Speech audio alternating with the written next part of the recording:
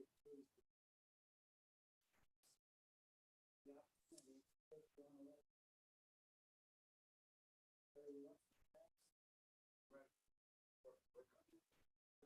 you don't.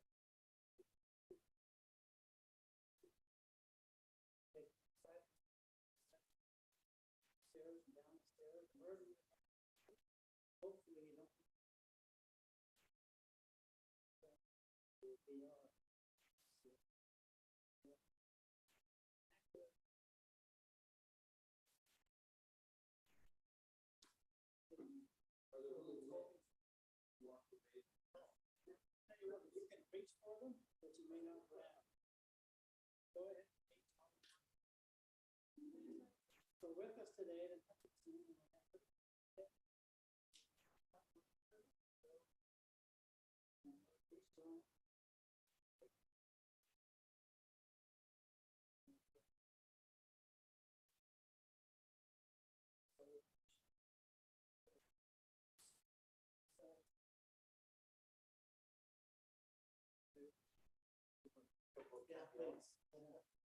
So thank you everyone again. Hopefully this is very helpful to you in order to really get a feel where the design is headed. We did do a presentation a couple months ago. The design has evolved from them, but much of the exterior design in particular will be similar to what you've seen before, just with a little bit more detail. So we do have what we call a VR experience for those who are willing to try it. And then what we're going to do is put on screen, just moving around the building for everyone else that doesn't have the VR goggles. Want to try that. So we have the exterior of the building that we'll be looking at. And then there's some key areas on the inside of the building.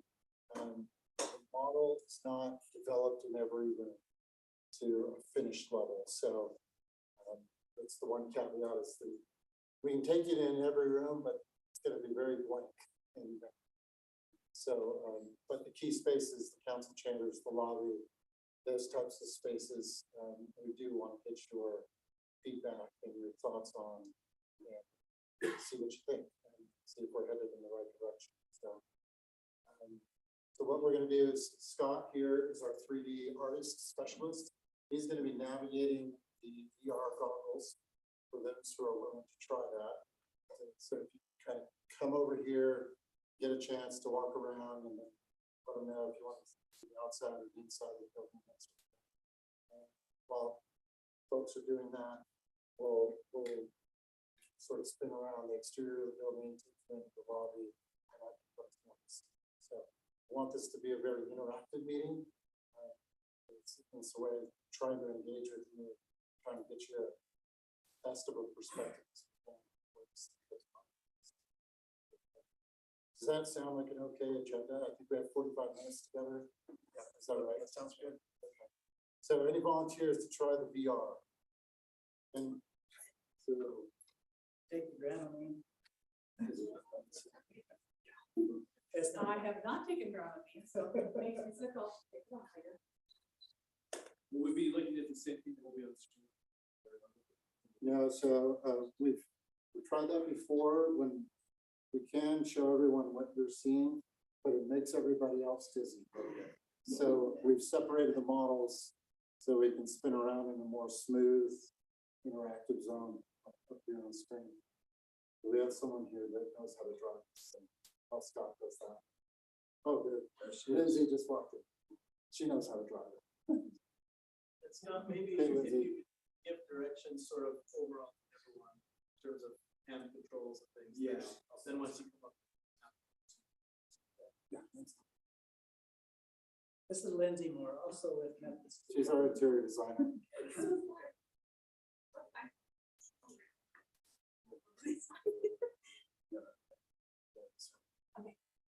So that one.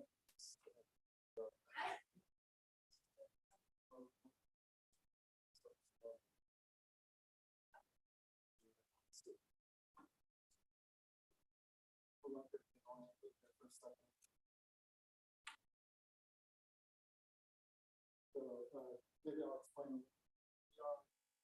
We have these handheld items that allow you to sort of click and then it'll be that's front, so we could ask them to walk around the building. Look inside. Go upstairs. Up the stairs. Step back level. Virtual experience. So, over here, we can pan around and start.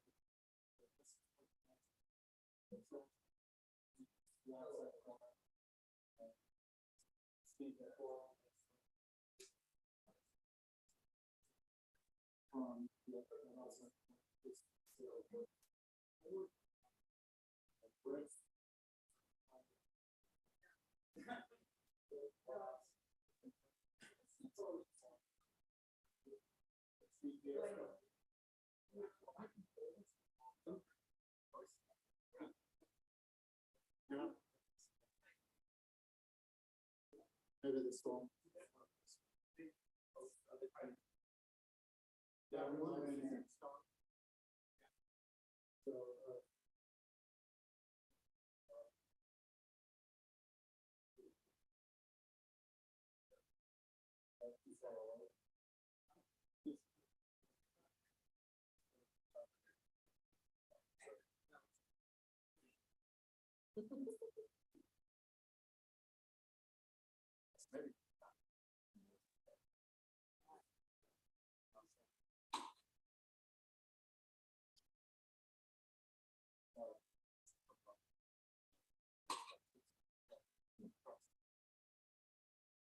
So this is Center Street.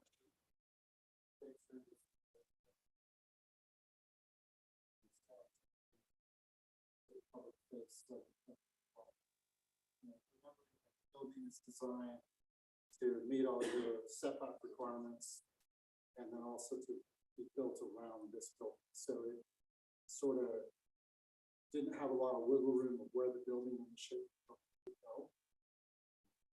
But nonetheless, it's still, turned out, we think, really great. It's very prominent. And also some special trees. You enter from this side? You can. Yeah, so that's the next. That's an entrance. The lobby goes straight across the building. The real main entrance coming from the parking side is on the other side. You can enter and exit from the side. We wanted to make sure that it still has a sense of entrance from the community perspective. And that you have the ability to enter the building there, across the street. Yeah. I like the clock too, as far as European architecture. Yep.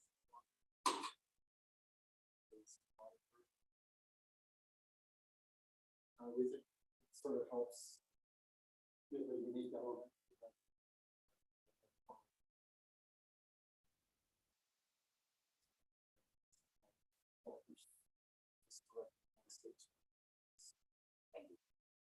You can see here, and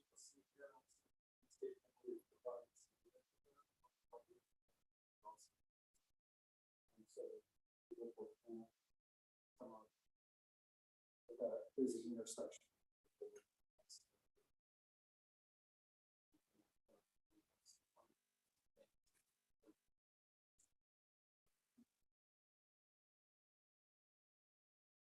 You take this kind of across the street, so we're looking back. That looks like that's where a lot of the trees are. So there are trees in the corner that are just simply not fit to sit. But there are a lot of trees along the edge. Freedom tree. Two folks. Well, 5 trees on the north side of the building.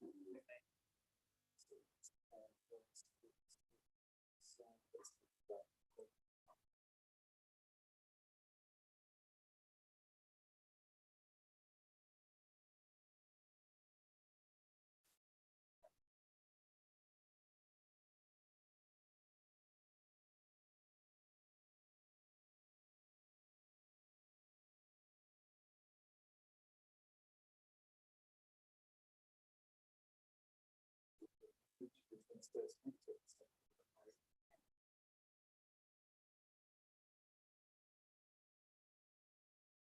can see this group of trees, trees.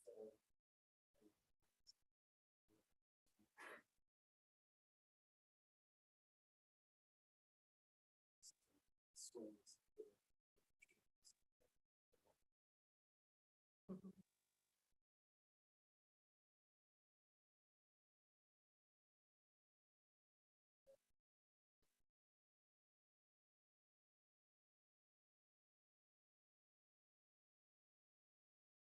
So right now, the model, the time of the day is going to be such that it's going to put this shadow.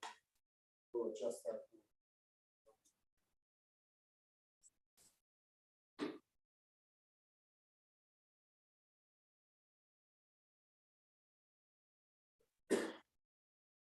So one thing you'll see here is that we have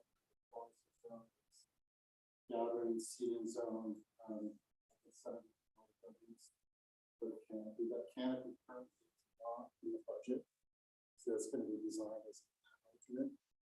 And it's favorable, and because we'll be able to make a decision at that time.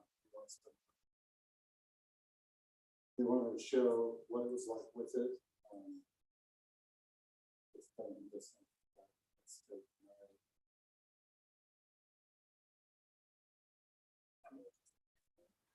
Yeah, maybe adjust the time. See if I can get some light on this side.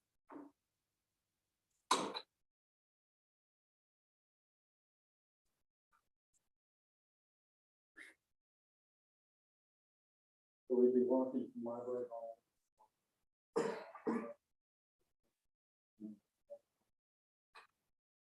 So we'll back up.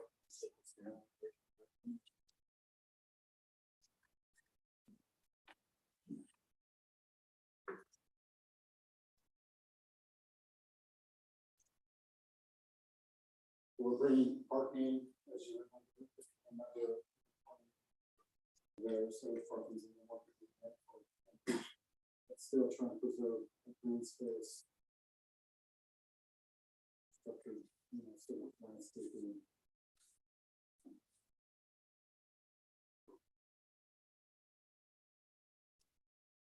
When she gets through here, when we walk and look closer, kind of good aerial view so you can see it from top down and kind of get a sense. So this area we're going through right now, is this where the current building is, or is this? Yeah, we're inside, we'd be inside the current building.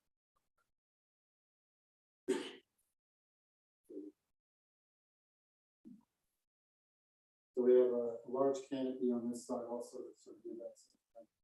So the left.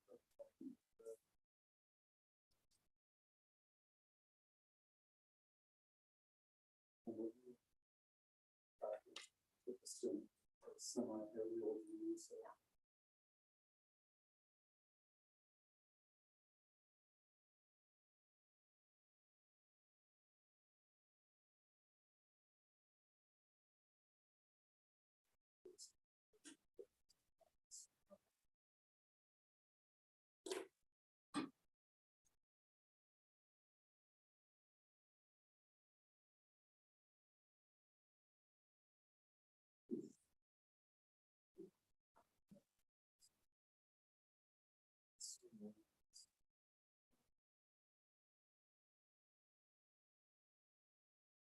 So the footprint.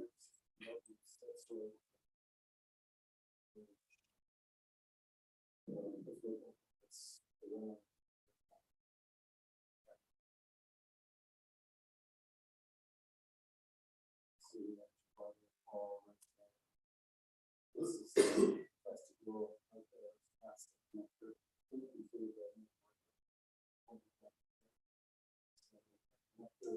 We're sitting about like.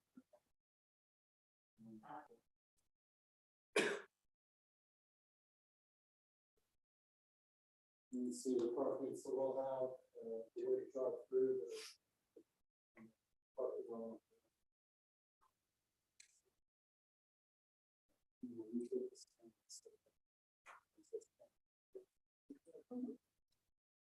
That help orient you a little bit?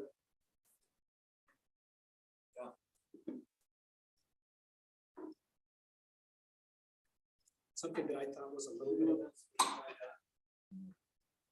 Which thing? Oh, it's amazing. something that I thought was a little bit of a nice touch is where this current building is and the number of trees being sort of planted in there. And doing it in a way that kind of gives a little bit of a nod to our orchard or history.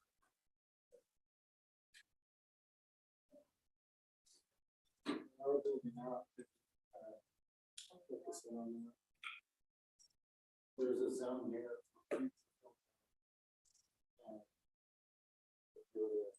Need to expand. There's expansion opportunities in the basement. We have some interior shelf space also in the building. And then exterior that framed in shelf. So that'll just be framed in. No, so it'll be like what you see here, structures, and then some walls, so that some this opening could be filled in the future. Will As be- cost saving measure, we were trying to save the square. Can you come out on that though and enjoy the? Yeah, for now, it's an outdoor balcony. And So on the VR. So you it is now. it's an outdoor balcony, right? And then on the mayor's office, like the director, is not.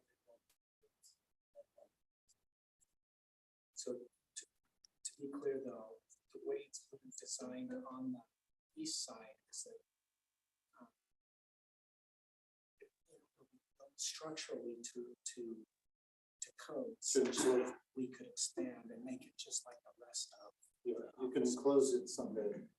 But in the meantime, it's no Open document. Go out and use. stuff. We zoom into this stuff. When we start studying this office and see what we do. Here's the real question: is our mayor's balcony as big as Michelle Lucy's balcony? No, it's not that big. There's no way. You don't want to.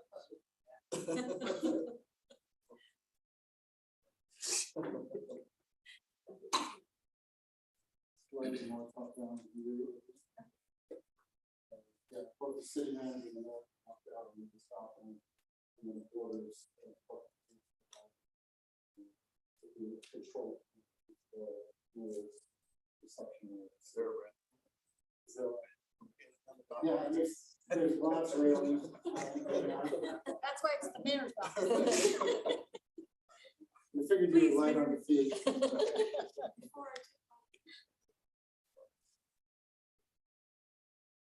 Glass railings are kind of. Cool. But,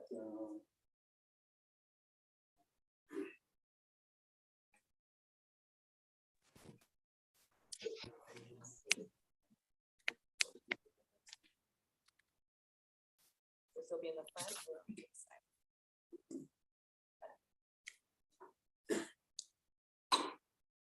You're starting to see some of the interior feature wall element in the interior.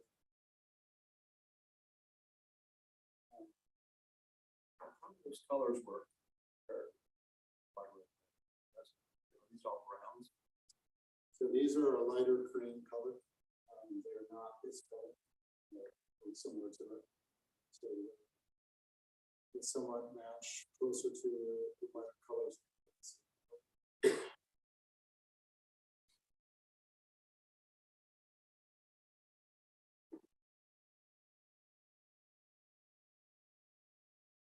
Did you already go inside while we were at it? Did you get a chance to go inside? We did not. Oh, He hand loaded it. okay. He's loading it now and see it on the Yeah. screen. If you want to try it. This Lindsay's model, we switch over. Oh, that's true.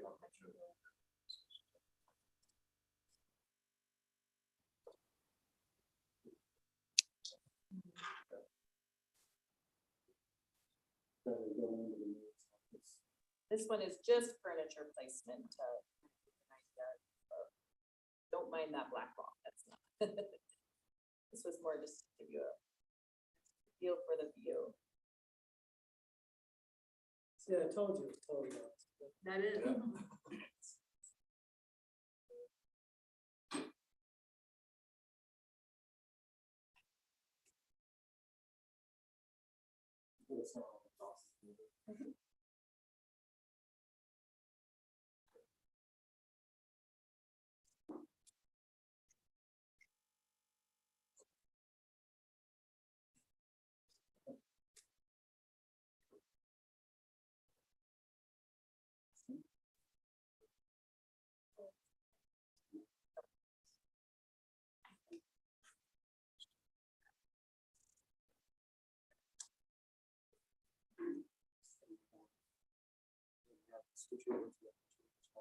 Can I, before you switch? Yeah, yeah.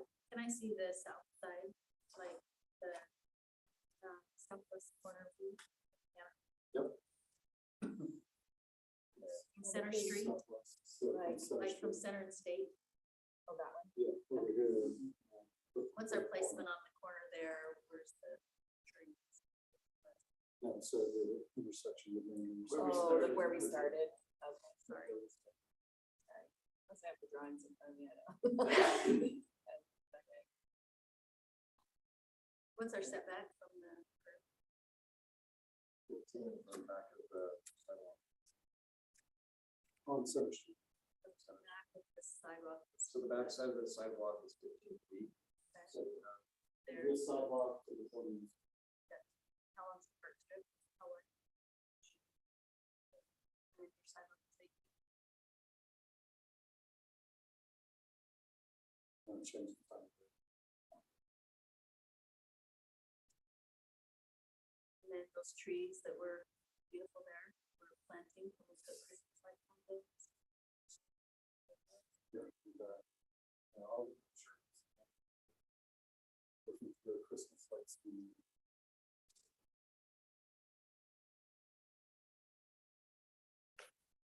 Just take this down from the station. Kind of like.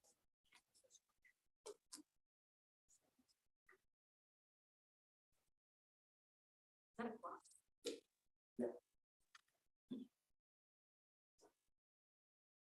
Still working on. Mayor was saying so that we can not only tell people what to do, but when. I like that. We probably talked about Christmas trees lighting the trees, but the building here now has a permanent. So we do the same.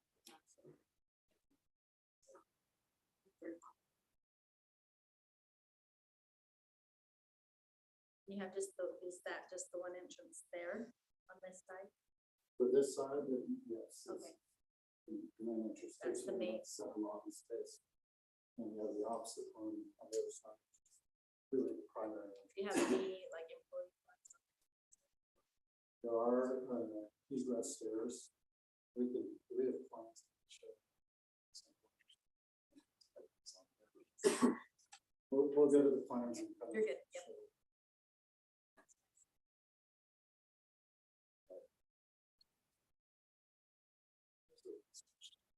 So they had significant issues. Are you familiar with the Geneva Road? Uh-huh. They had significant issues with HVAC because of all the glass on the south. We have significant less glass than that. Adobe has problems too with their. Is this glass tinted? Is it thermal? So this is not an unbearable office space. Yeah. So this is a road. So it has the latest technology in glass. So it's what they call a solar band 60 or a solar band 70 on the south and west elevations. And then you have probably 50% the amount of glass. So some here show on standard house, it's actually not clear on this. Sections. Behind this darker sections is a insulated wall. So it's to help you. They also have window shades roller shades, some of the rest. What about reflection on the outside? Across the street, or the plastic, No, with so we're not doing a high reflective mirror, what we call a mirror glass. This is going to be clear except for that solar refraction. stuff.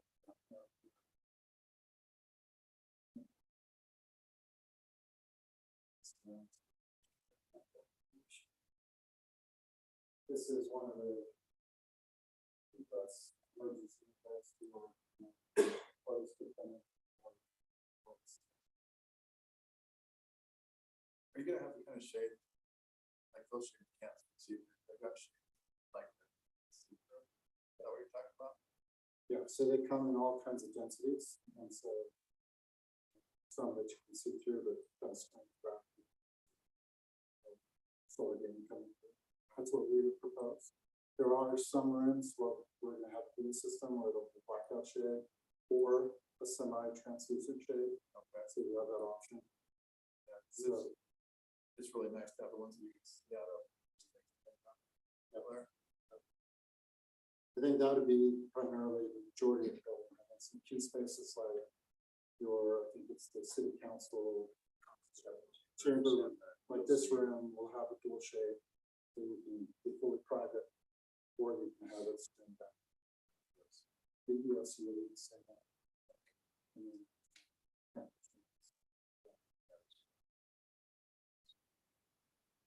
Essentially those spaces where there might be projected screens. Using screens. And then I'm sorry, I know you mentioned this, but.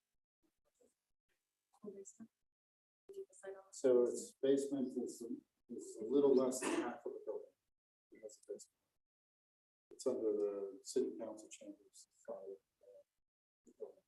West. Wasn't there utilities on the other side? Mostly. We didn't do the east side for cost reasons. Okay. So is it possible to use solar on the roof where you might? That makes sense. It's totally possible. We'd like us to explore that. Right now, it's not in the current. Something to look You're at. really good. We love them. but It'd be bad to explore it. Yeah. I mean, because that's your paper software. You got the money changed. Yeah, what we found, because we've done it on a lot of it, is that the payback is 20 to 25 years.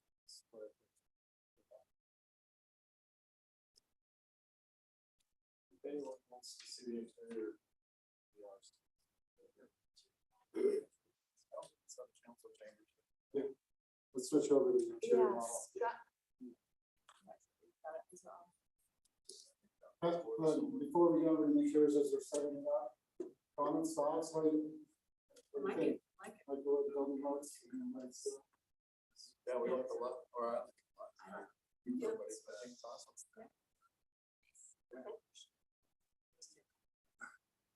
How big is the building? So. 74,000 square feet. Yeah, 74,000.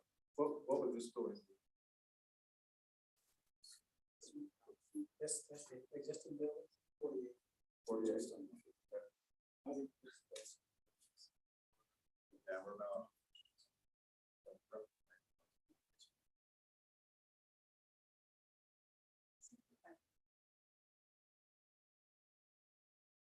Of that 65,000 above the basement. Shelf space, that's like 1,500 square feet or 2,000 square feet. It's interior shelf and additional 2,000 square feet. It's not included in that 65. So we have three different ways to sort of flex out over the years. Interior shelf space. 2,000 square feet. Basement. Now there are some rooms in the basement, some electrical and other storage areas and things that kick out that 9,000. Some of that 9,000 are still like future use, and then 2,000 square feet. That basement space, could that be off?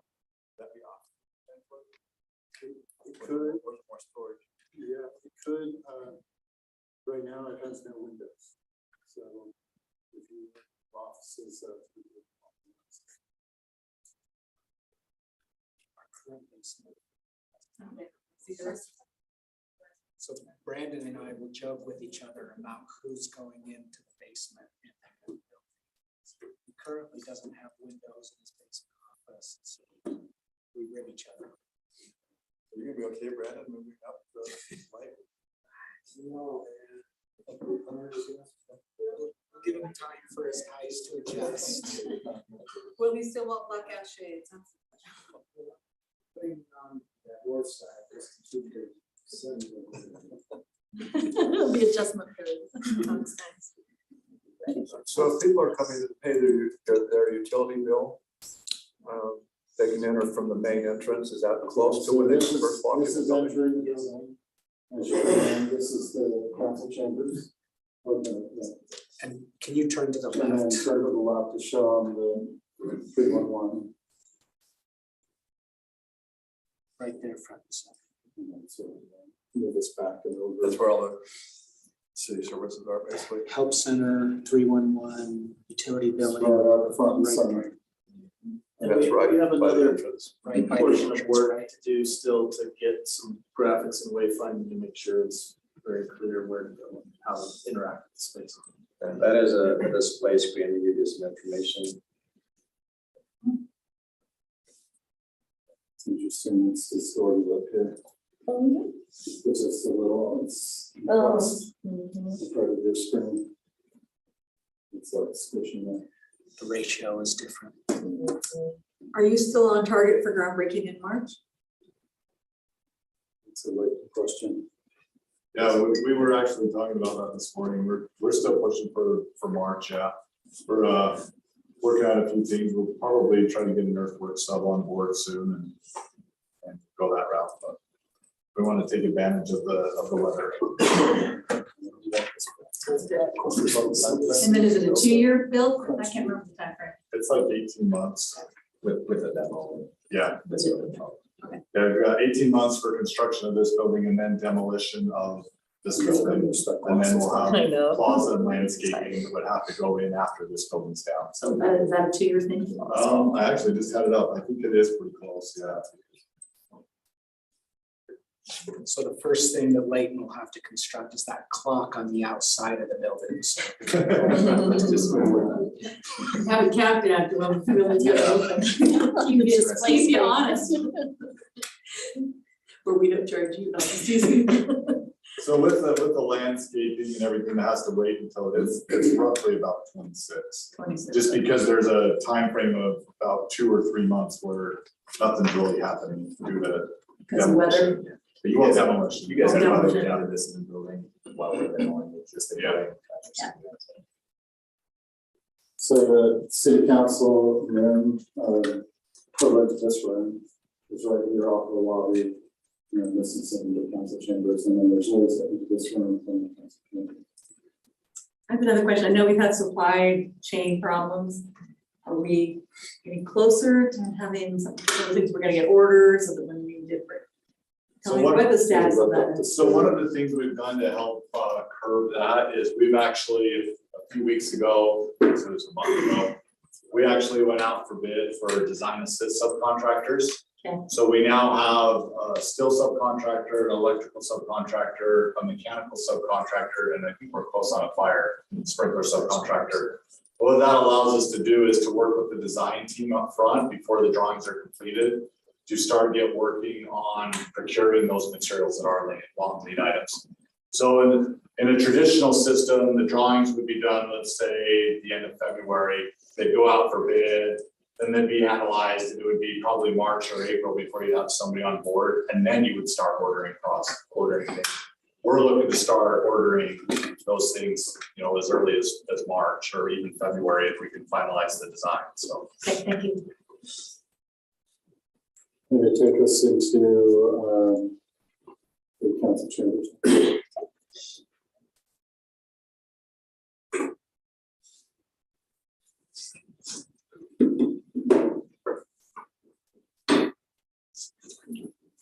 How many people can be seated in city council chambers?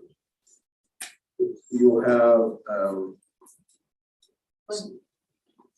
270 seats total. How many? 270. How many do we got here? Is it? So I So- think we figured out that if. You have the 110 chambers over there. and in here. there was- 110, 35, or 30. There's about 150 goes through. So 110, 32, you'll have 34 in your conference room, and you'll have 270 in the city council chambers. That's nice. Is it about the same In the width room, as that one? This one, or that? Is this Your, with the dice? so your existing city council chambers square footage is 2,032, and this one is 3,487.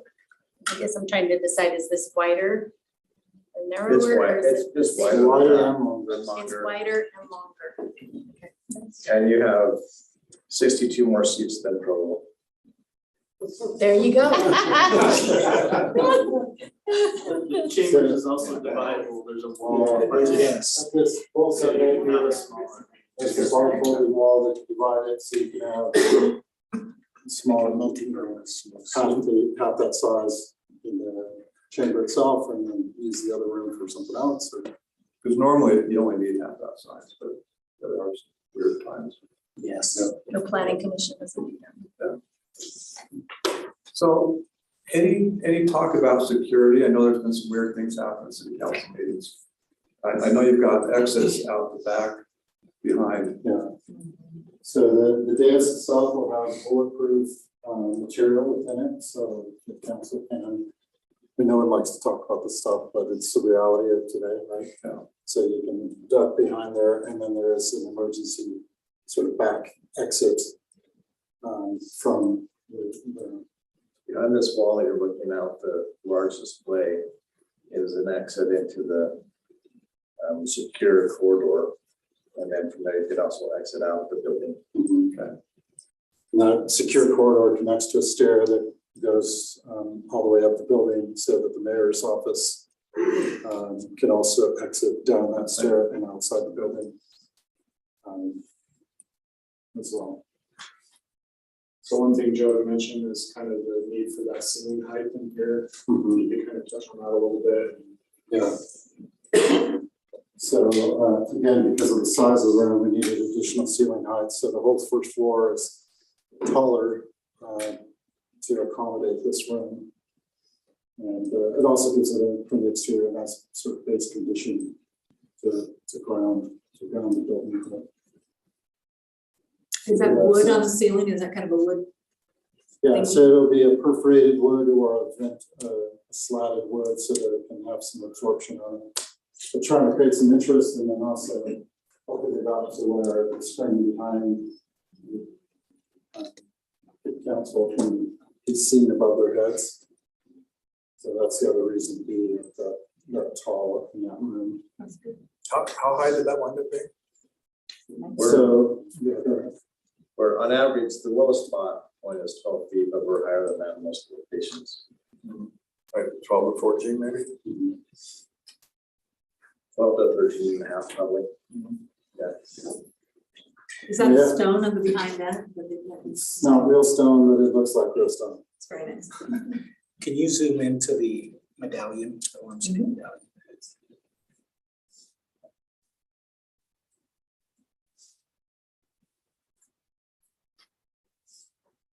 Okay. A little bit There closer. you go. Those closer. There you go. You can see right off the bat, even in the details, we're making sure. Yeah. That's That's awesome. Okay, so where are you putting the countdown clock and all that stuff? I didn't see that. Do you know what I'm talking about?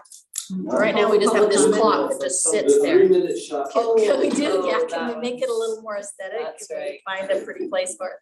You could take a stab at that. Yeah. Okay. Calculator. Trapdoor. Yeah. Trapdoor. The screen. We have a basement of that. 3 minutes. So that, this is 160. This screen is 164 inches diagonally. It's one screen that's LED. So it gives you a lot of viewing from the distance, and so that most of the individuals in the area, in the seating can see. And then it's supplemented once you get to the partition with some other screens that are 98 inches.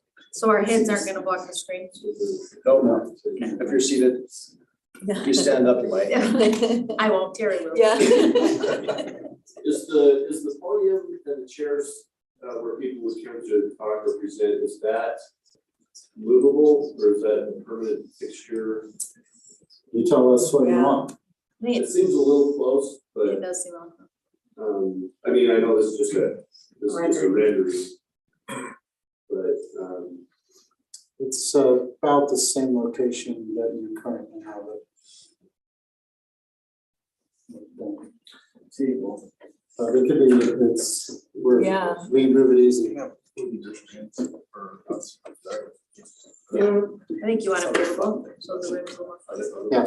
Movable, movable, Because we have other meetings in there. Yes. You don't have to. Okay. Yeah, we make it movable. I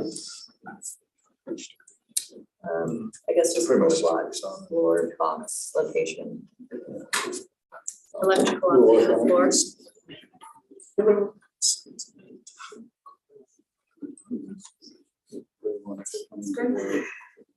Oh, Switch over the plan and show them. I do want to comment on the wood chairs. I think that matches nicely with the room. I don't know if that's your, Yeah, that's a placeholder.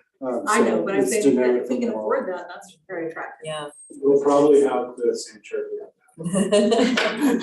those are attractive too. now. Budget's a little tight. so Okay, Put a pin in that. if we can under budget. I'm with you. I think it'd be great.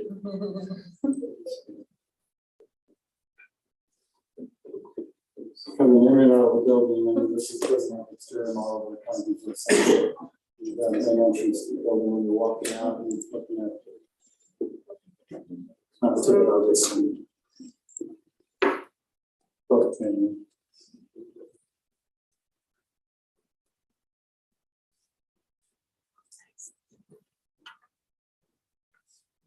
So this is the equivalent of this room.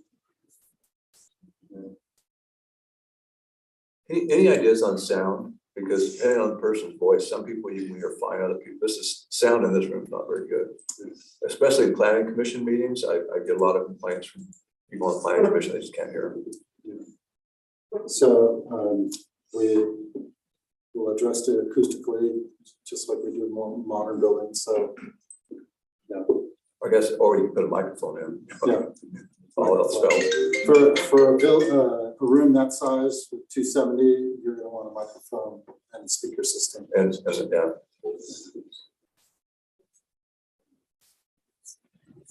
Now, that being said, this also won't be as tall as ceilings in here as this current council conference room, so that'll help a little bit. The ceiling in here, just for reference, is 16 feet. So it's kind of a reference. So you're gonna lose your little kitchenette over there then, right? You have one Kitchenette. nearby? The cameras. Yes. Yeah. You have a whole room. What's that? You have a whole room for it, so you can have a caterer. So through this door is Nice. sort of a Is that what that serving, is? Yeah. serving catering kitchen. So they can come in another door, set it up, get all the food ready, and then say, here, you're ready, open up that window. You can walk by, gather your food, eat it, close it, and then they're not disturbing your meeting. You guys are thinking of everything.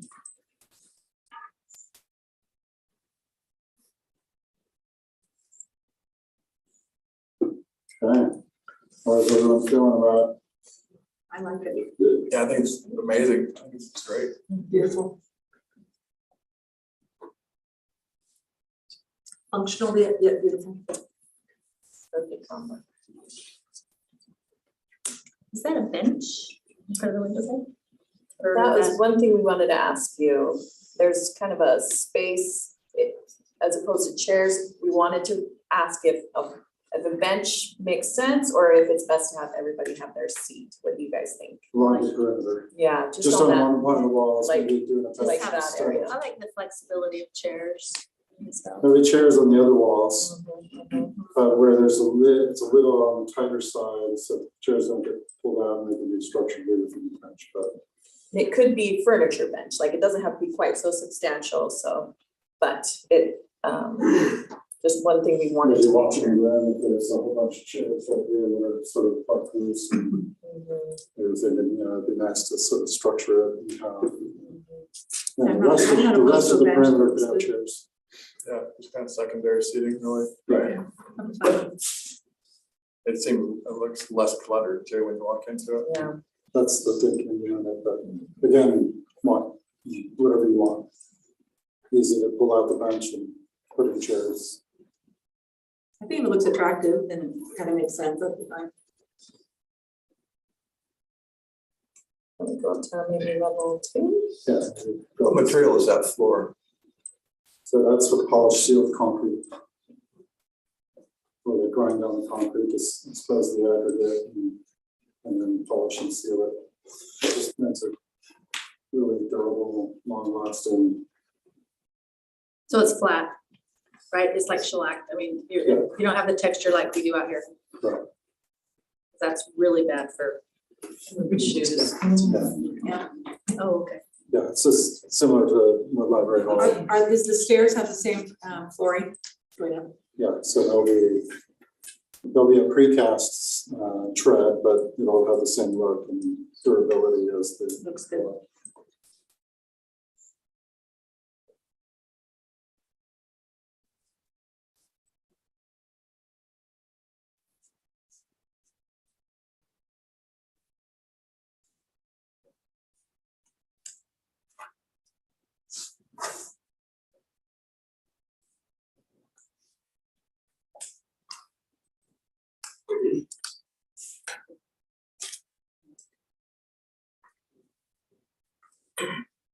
Are they wood slats that are coming down? Whether it's real wood or it's a faux material that's a wood look, it's still being evaluated. The light's cool if it's something similar like that. The wood wall feature is a way to sort of bring warmth and then sort of connect the spaces on those various levels.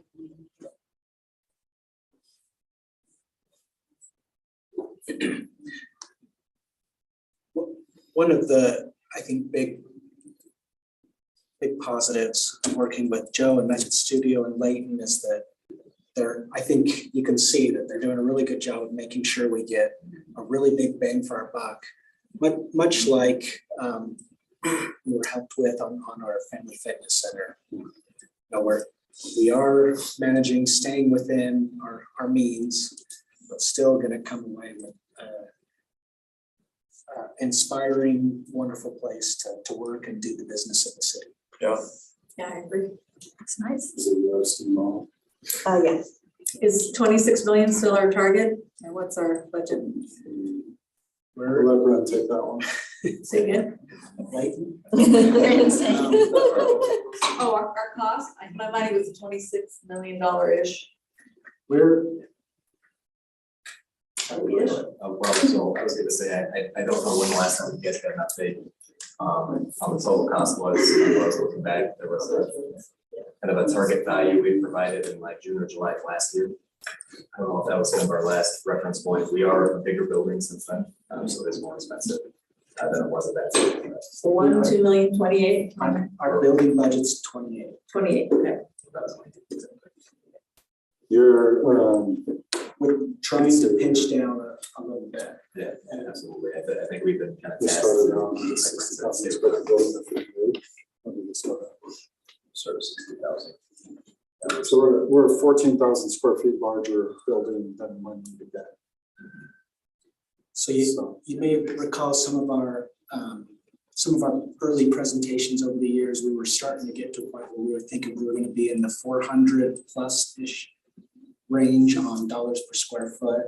And I think we're currently at about, We were at $395 in the estimate we provided. The meeting with you guys on a few budget items brought us down to $390. So we're moving in the right direction. What was that that you were just in? Yeah, it's That good. previous Oh, one? yeah, Yeah, that was the EOC space, I'll go back. so the Emergency Operations Center. Okay. So it's a large room that also can be divided, if I remember correctly. Can be divided in the, or sort of multi-use room, but it also becomes your Emergency Operations Center. So when it's not the emergency operations center, how would you use it? Most of the time be a training room. So we'll have a podium, you can see that in the room right there. And they'll have a speaker and then a screen will come down in front of that glass. We'll have the dual shades that make it dark and then all the seats will be oriented that way. You can also divide it and have training on that half, on the other half, that's orient the chairs the other way. We talked about in that second half also of having set up like a conference room sort of this with tables and chairs around that. So it really has multi-function space because as a break room off the side, it's similar in function to your space down below that they can cater that room and then not disturb what's going on and then bring it in through the other door, that type of thing. So a lot of function. Those panels that you see on the side are intended to be ready stations, 5 ready stations, but in their emergency operations center mode, they'll open up and those desktops and computers are ready to go like that. And this is built to your higher earthquake standard, this area of the building, correct? That's right. The lobby and this side of the building is higher seismic standards. This is a large screen that has 9 screens together for the emergency operations center mode, so they can see it all put together or separate screens and have that command center as they go through their emergency operations. So does that have like a Generac backup system? When the power is out, how does that function? So we have a generator for the entire building. The generator for just that room or would it run the whole? So the generator runs the whole building, if I understand it correctly. That's correct. Serious generator.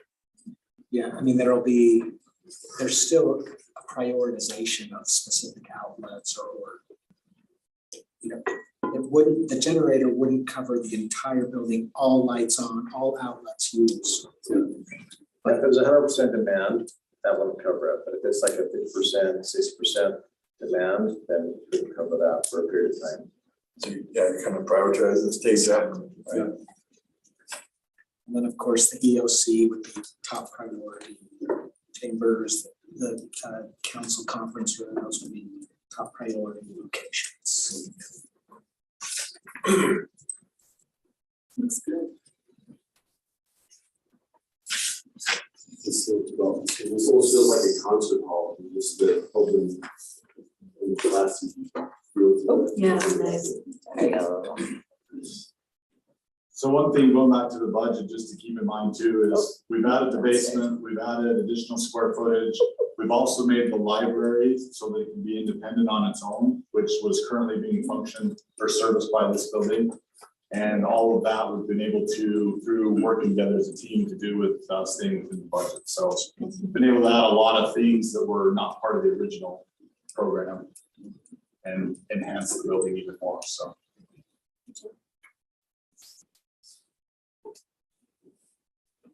So do anything else to vote now?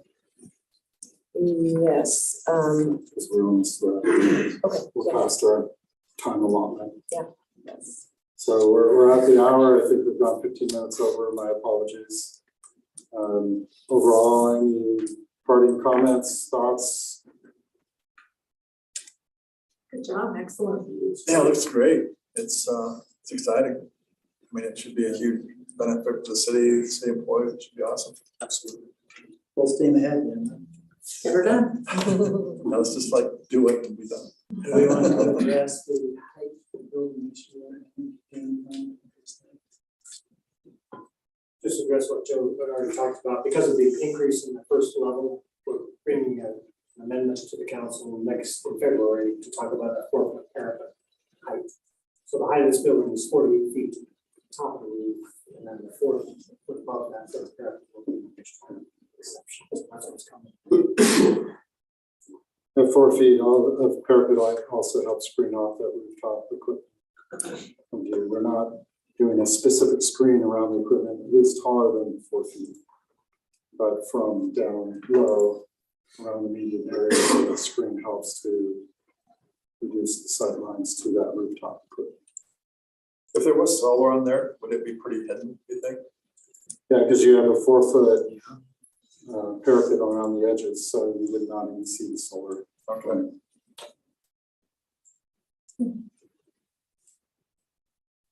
Any other questions? Okay. Thank you for your time. Thank you, everyone. Thank you.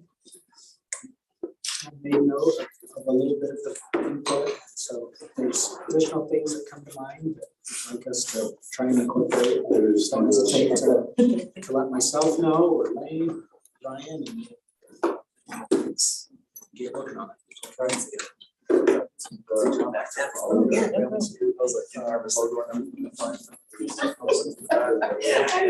guess I didn't think about it until I got here. Oh, okay. I was gonna help you pack up. Yeah, no worries. 15 minutes into the next. Is this yours or ours? Or is this- That's theirs. It's theirs.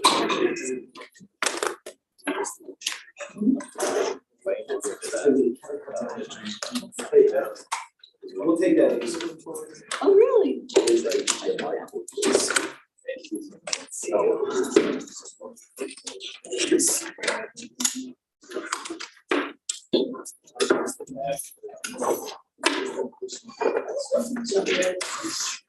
I don't know what now. This goes in there.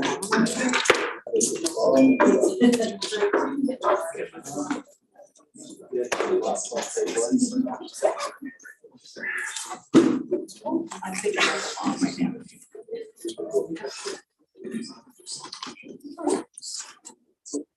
Yeah,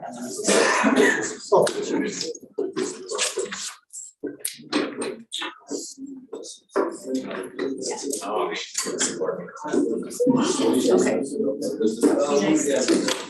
it. Thank you, guys. Sorry.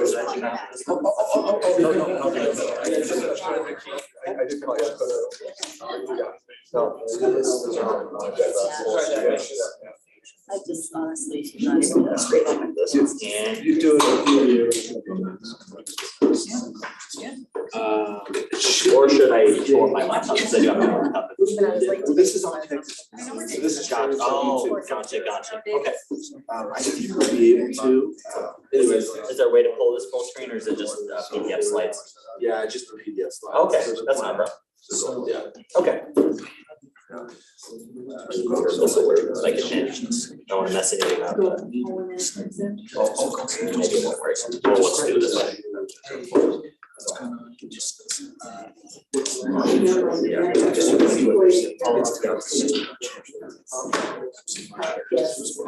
Awesome.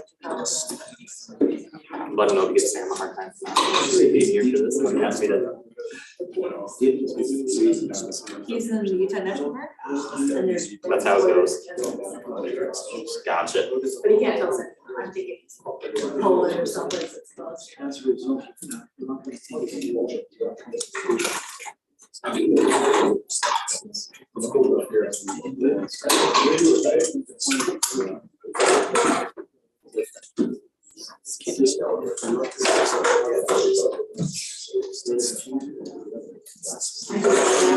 guys don't know. I know. I went to 20 below blizzard. As soon as you get out of our front door, it's just a way, big house. You said the GIS maps would work, you think? What if I open it up right now and just make sure it's loaded in before we get there? Your clothes are so cold. To You know what? Gotcha. Oh, when it comes up, yeah, when I want I to. literally. Yeah, I'll save them up for the end, and I could. Gotcha. Yeah, but you can call it. Yeah. Yes. Yeah, definitely. So it's Zoom share screen, just share that screen instead. Zoom share, gotcha, yeah. We don't use Zoom as much at the department, but hopefully I can figure my way out around it. So people complain like I got, We'll you get know, it figured out. so, you know. Yeah, we'll get it, it'll be good. I've never been told which one I've been growing up.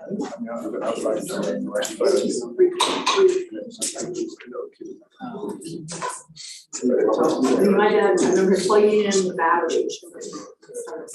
All right, I think we're good. We're good to move on. We got presentation Geneva Road project. Tyrell Edwards. Meryl, just a quick introduction. Tyrell's project manager for the Geneva Road project. We also have Tiger Bone in the back corner. He's our assistant city engineer, and he's been representing the city on the project and working with Tyrell. So any questions you have into the details, the two of them can answer them for you. But Tyrell wanted to come give you an update on the progress with the project, where we're at, and some of the design decisions that have been made. So Definitely. over to Tyrell. Thank you. So yeah, I believe that Andrew Gwynn, he was the project manager of this project before I took it over. He may have given you some updates, but there's been some pretty large scope changes. We saw some opportunities to reduce impact from this project and another project that's coming along. That's a MAG project, which is the Lakeview Parkway extension from 2000 South to Geneva Road. That project was going to be coming along within the next couple of years of this project, and we saw an opportunity to potentially combine those projects, integrate those projects a little bit together to have one construction season and one impact to the public there. So real quick, I just wanted to give you an overview of the current scope of the project. This is, I'll just be reading it because this is what we prepared for the state legislative session. We usually give an update on projects so legislators can look at it, see what's going on with projects. So real quick, the overview of the project is the Utah Department of Transportation is widening Geneva Road to include 2 travel lanes in each direction and a center turn lane between University Parkway and the future Lakeview Parkway connection in Orem. In fall 2022, the project scope was updated to include realigning Geneva Road to connect the new Geneva Road Lakeview Parkway intersection. I'll talk about that a little bit more as we get further in. Additional improvements include bike lanes and a sidewalk throughout the project area. Construction is anticipated to begin early 2024.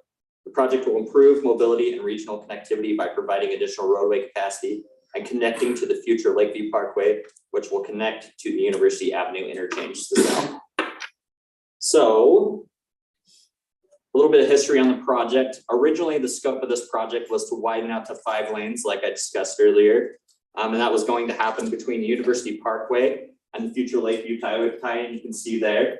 And then south of there, we were going to widen out to 3 lanes and continue some of those improvements. The project was funded for $20 million, House Bill 433. That was some infrastructure funding that came from one of our legislative sections.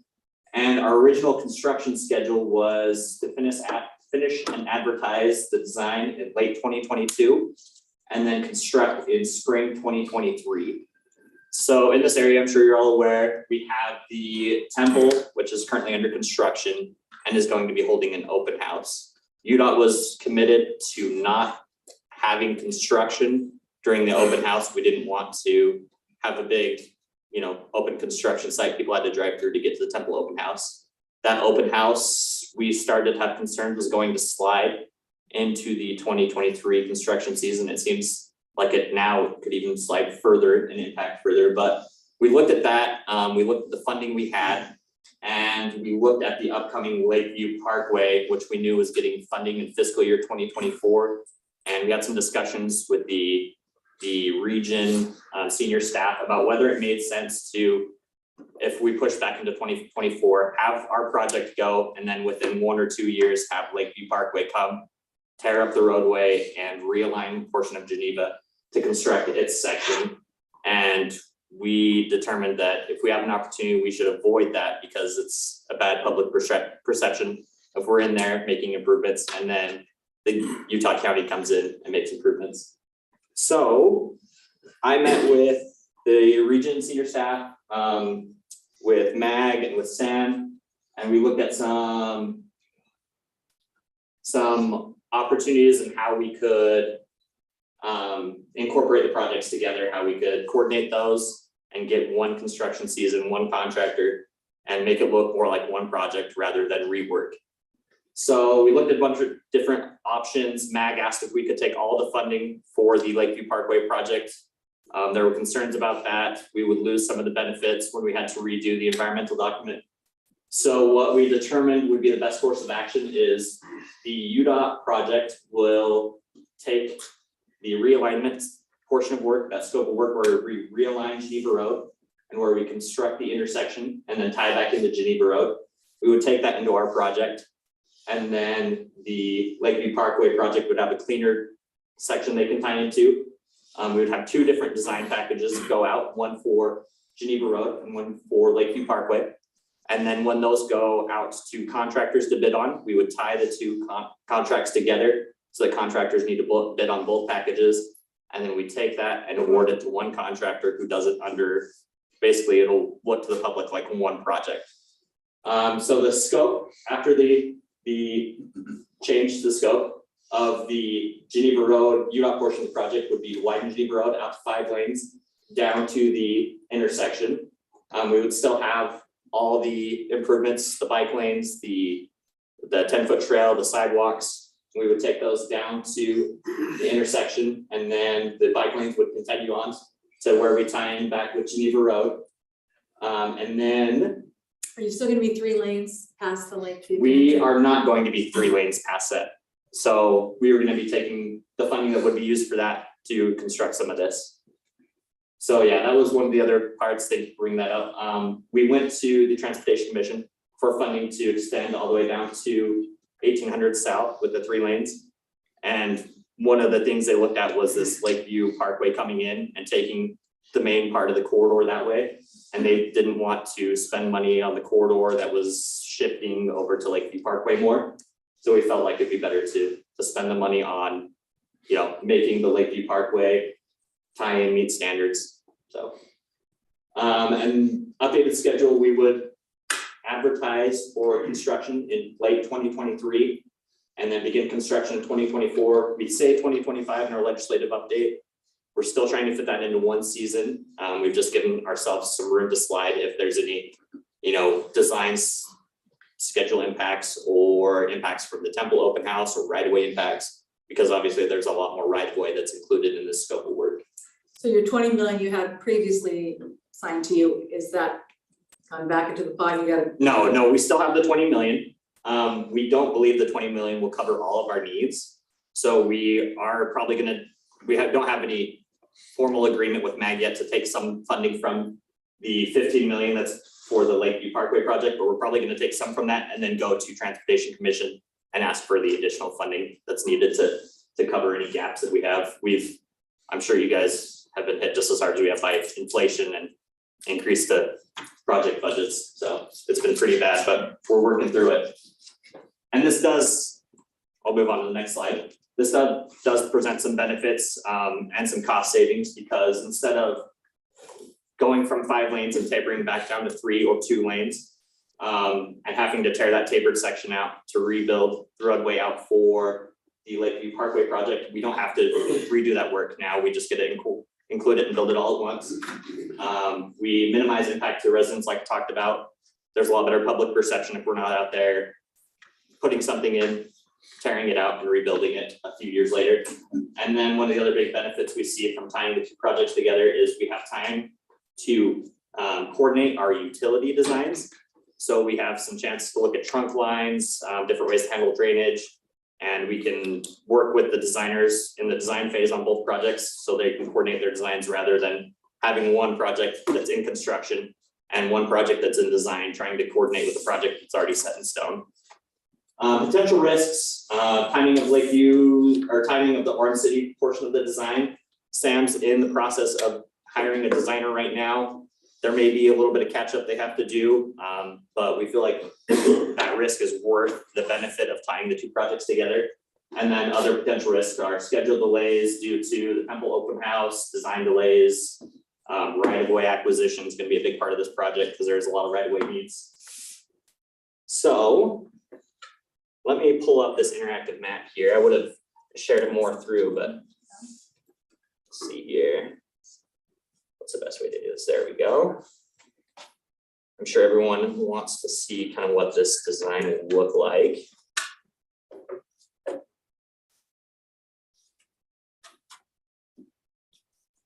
Of course, it's gonna find me. There we go.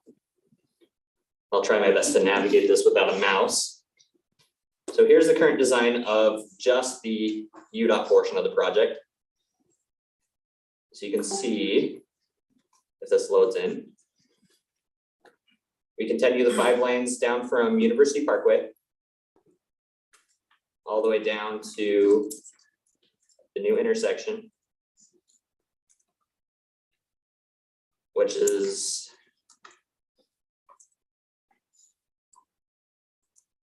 right in here. We've moved the intersection from where it was in the JUB concept that they prepared for MAG.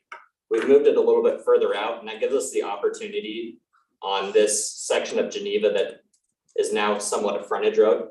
It gives us the opportunity, just because of spacing, that we can tie back in instead of having a cul-de-sac. We feel like that kind of improves the connectivity of the area. It gives us opportunities to consolidate all these accesses rather than having them on the main corridor where it's busier, to have them on this frontage road. And the older design, I can pull up real quick, the older layout. They weren't all coordinated there, so this is the JV concept for MAG in the city. You can see here, there's a lot closer to the intersection. So we wanted everything to move further out to meet our spacing standards. So that's. This looks like you're trying to move all the traffic onto the Lakeview Parkway and off of Geneva. Is that, am I reading that right? That's, yeah, so originally it's a MAG concept. MAG has already constructed a good portion of Lakeview. Geneva won't lose all its traffic, but this does open up some chances for development, and it becomes more of the arterial in the area, would be Lakeview, with Geneva tied in here. And then Geneva south of this area would be more of a collector. Is Lakeview eventually go to the Provo Airport? Yes, exactly. So if we look here, you can see they're constructed about up to the end of the high school. Provo is moving forward with their section from the high school up to 2000. And then this would be one of the last legs here. This would be the last leg as far as I understand it. But yeah, it goes and connects to the Provo High School and to the airport. And this was all funded through MAG, so it's all a MAG roadway.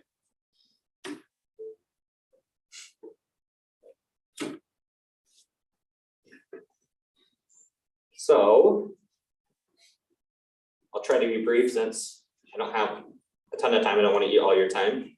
I don't have the designers with me to get into every technical detail of the project, but are there any questions or concerns about the project? Anything anybody wants to look at specifically?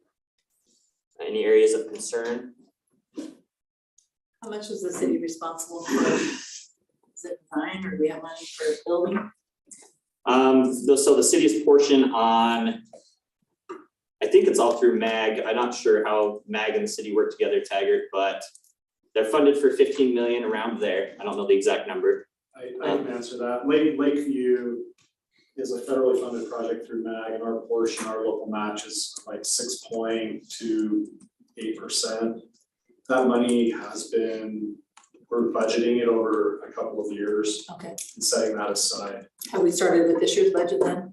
I think we started last year. Okay. I'd have to go back and double check our CIP budget. Sounds good. that's right.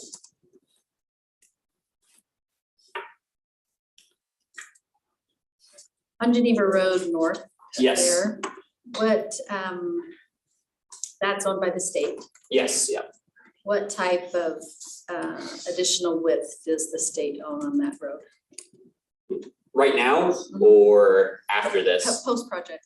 Post-project, I think we're looking at acquiring around, or yeah, doing acquisition for, in some areas, like 30 to 35 feet. There are a few full takes of properties So we've been reaching out to some of these landowners, but yeah, there is some widening. All that widening is happening out to the west. So Are they looking for some transit opportunities to parallel the road, transit opportunities as far as, ART? not in this project. I haven't heard anything as far as that with this That one. be So sufficient width for something like that? potentially, it's gonna be pretty close. There's some ways we could use the existing we have. That's kind of a more Eric Razvan question. We may be able to handle at our, or UDOT meeting, but In that case, would you still take it down the middle of the road, or would you put it to the side? I'm not sure. That's a good question. I can follow up on that and get back to you though. That'd be great, I'd like Okay. to know that, Yeah, definitely. It's Lene, right? yes. Yes. I think we met at the Mag Plan 50 meeting, right? That's right. Thank you. We have any other questions? Let me go back to my contact information, the project update sheet.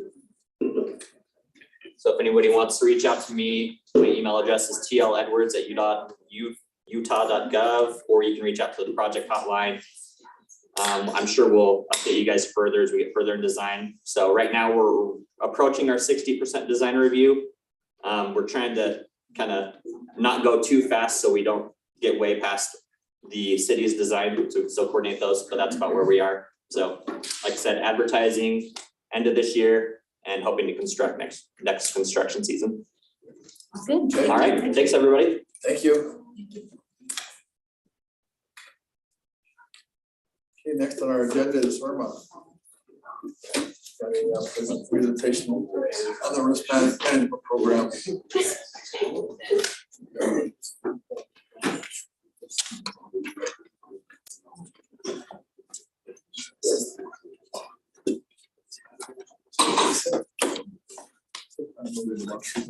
Understand.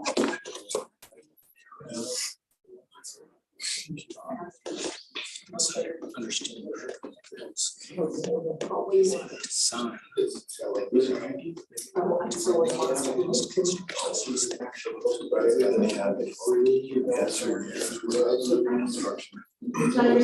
But then he had.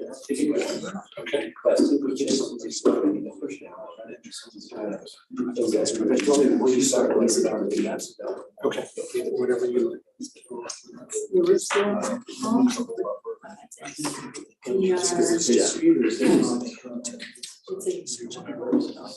Talked about it in like. I think it's a.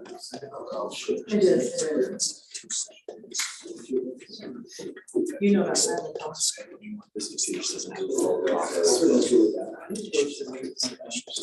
Yeah.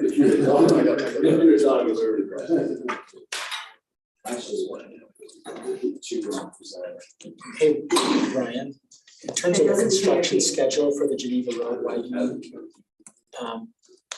he was saying that it would be completed during the 2024 construction season. Right? We said it. Yeah. He was for clear. Early 2024. That's when we start. But he had it listed as 2024 and 2025. Yeah. So would it take that entire time, would it just take like four? He said their goal was to have it completed during, I wrote it down here, so during the 24 season. But they put through 25 with the legislative update. Okay, so next slide, and my guess is the temple, what I hear here, the building department, the temple's still struggling with materials. So that open house is probably sliding as well. Yeah. It really should have been last fall. Well, the temple should have been turned over last fall with the open house going on next month. Those kind of their original. What are you doing? This is tragic. They can just raise. Well, they're still, I don't know where they're at with the smoke damage and cleaning that up from the fire, but I do know that the exterior materials, they had trouble getting it shipped to the US when the ship shortage. So they're just. The boat sink, Yeah. I'm I'm not trouble. kidding you, the marble sink. Sure. Isn't that like not allowed as far as like, what's the temple? That's right. I had to get it. My son used to work for the same company. Let's see it. You ready, Mayor? Yes, we're ready to go. Good afternoon, It's an American organization. and thank you for having me. My name is David Peterson. I'm the Executive Director of the Utah Risk Management Agency, affectionately called URMA. I want to introduce our board chair, Seth Perrins, from Spanish Fork City. My goal is to give you an overview of the services that URMA provides and then answer any questions that I can. So just by way of history, URMA was created in 1985. Orem was one of the founding members of URMA. The goal was by pooling and coordinating efforts, we could reduce costs for providing risk management services, claims, litigation. In 1985, you may not be aware, but that was a very hard market for insurance. It was a time when municipalities either couldn't get insurance or it became cost prohibitive. And the founding of URMA with a self-insured retention program where members contribute was how we got around that at the time. URMA we're a small organization staff-wise, so we keep overhead low. We do have contracted services at some discounted rates, and I'll talk about that a little bit more as we go along. URMA is accredited by AGRIP, the Association of Government Risk and Insurance Pools. We've gone through the standards for accreditation and met the standard to become accredited, and we're an exempt commercial provider. When it comes to commercial insurance, because it's so technical, you can't independently buy it unless you're an exempt commercial provider. Then you can go to a brokerage and purchase it. Otherwise, you have to have an agent. So we cut out one of the steps and costs associated with that because we pool. Each member of URMA, each municipality has a seat on the URMA board. And so they're the ones that determine the course and scope of coverage that URMA provides and the services. Each member pays individual contributions to the self-insured retention, which pays claims and service costs. And URMA has a self-insured coverage up to $1 million, and we buy excess insurance beyond that.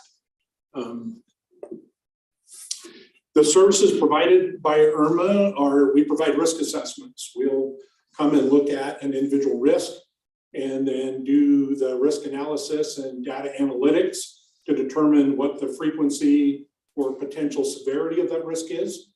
And it's separate for each individual city depending on their operations. We also do risk monitoring. One of the things we tap into is all of the industry trends that are going on with regard to risk. And we publish awareness bulletins, reach out to our risk managers, and have roundtables where we discuss these risks and how to potentially mitigate them. We have a risk management consultation. So when a risk manager or a city has a question about moving forward with a certain type of activity and they're concerned about the risk associated with that activity, we'll do the research on that and provide a risk report. Just an example, we have a city in URMA who is considering taking over some Forest Service property which has a mine on it. And after all the information, they decided they didn't want the property because mining is very expensive and has a lot of liability. We have a risk management information system, which provides anybody, any city staff, the ability to go in and query claims or litigation, the status of claims or litigation when they have access to the system.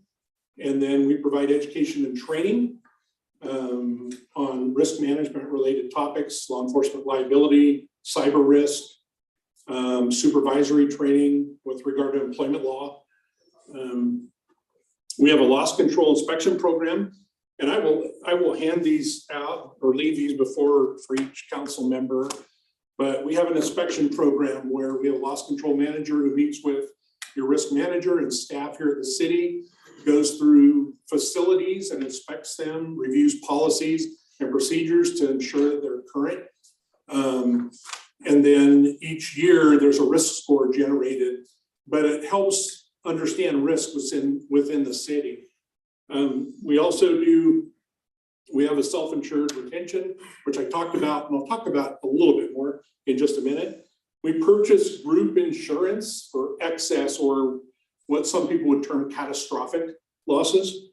And then we have claims, investigation, adjusting, management, and legal services that we provide. Some are at a discounted rate and some are just internally provided by URMA. Our insurance program, we have a number of policies we purchase. As you're aware, you can't cover your car under your house policy. And so into the commercial environment with municipal operations, there's different types of policies that we cover. Here's a list of some of those policies under our general liability. And then also we purchase cyber risk, property, and then we have an internal auto physical damage program. We were able to create one where we didn't have to purchase the property damage or physical damage for city vehicles. You pay a premium of $390 per vehicle for a year, and it pays any physical damage to the vehicle beyond the deductible amount. I wish I could pay $390 a year and get that kind of insurance, but because we're a pool and we have about 1,300 vehicles in the system, and not all of them get in accidents every year, we're able to provide that at a significantly reduced rate over what commercial auto insurance would cost. We have an off-duty vehicle program policy, because believe it or not, insurers make you insure it separately for off-duty than on-duty. And then a high-value vehicle, and those are for dump trucks and public works trucks and fire trucks that are very expensive to insure. We also have insurance that we do internally because it's either cost prohibitive or you can't find it on the market. One of those that I'll point out, and I've listed these, but one of those I'll point out is land use. URMA has been providing land use coverage to its members since 1986. It can't be bought. We've looked at trying to transfer that risk to an insurance company, but insurance companies just won't do land use because it's such a volatile issue. And they're generally expensive claims. So URMA provides that for members. Oops, I'm sorry. Some of the advantages we purchase at a group insured rate. So, and probably the easiest example of this is we usually see anywhere between a 9 and 15% reduction, because as members, we purchase for everyone. But probably the easiest way to show how this works is kind of the theory of large numbers. If we were to add all the property value of all the municipalities that are part of URMA, our members, our best guesstimate is about $1.2 billion. Well, we don't purchase that much insurance. We actually purchase about 700,000 or 700 million. And the reason we do that is because the odds that everybody from Enterprise to Brigham City are going to lose all their buildings at the same time, according to the actuaries, are so remote you can't even put a number on it. Essentially, the state of Utah would have to be wiped out. So what happens is we can purchase it at a discount because we're able to insure any one given city or any one building or a group of buildings at any one time. Premiums are not affected by losses. So the way URMA operates is under an actuarial formula that's based on probability risk, based on the size of the city and the operations within the city and the city's budget.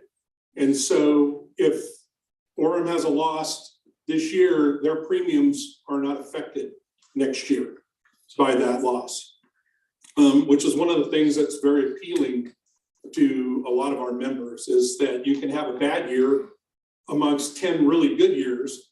And unlike a traditional insurance company, if you have a couple of claims in 1 year, you'll see your premium go up the next year. Just insight for those of you, we shop for excess insurance every year. And on a personal note, understanding the insurance industry, I do the same thing, and I encourage most people to.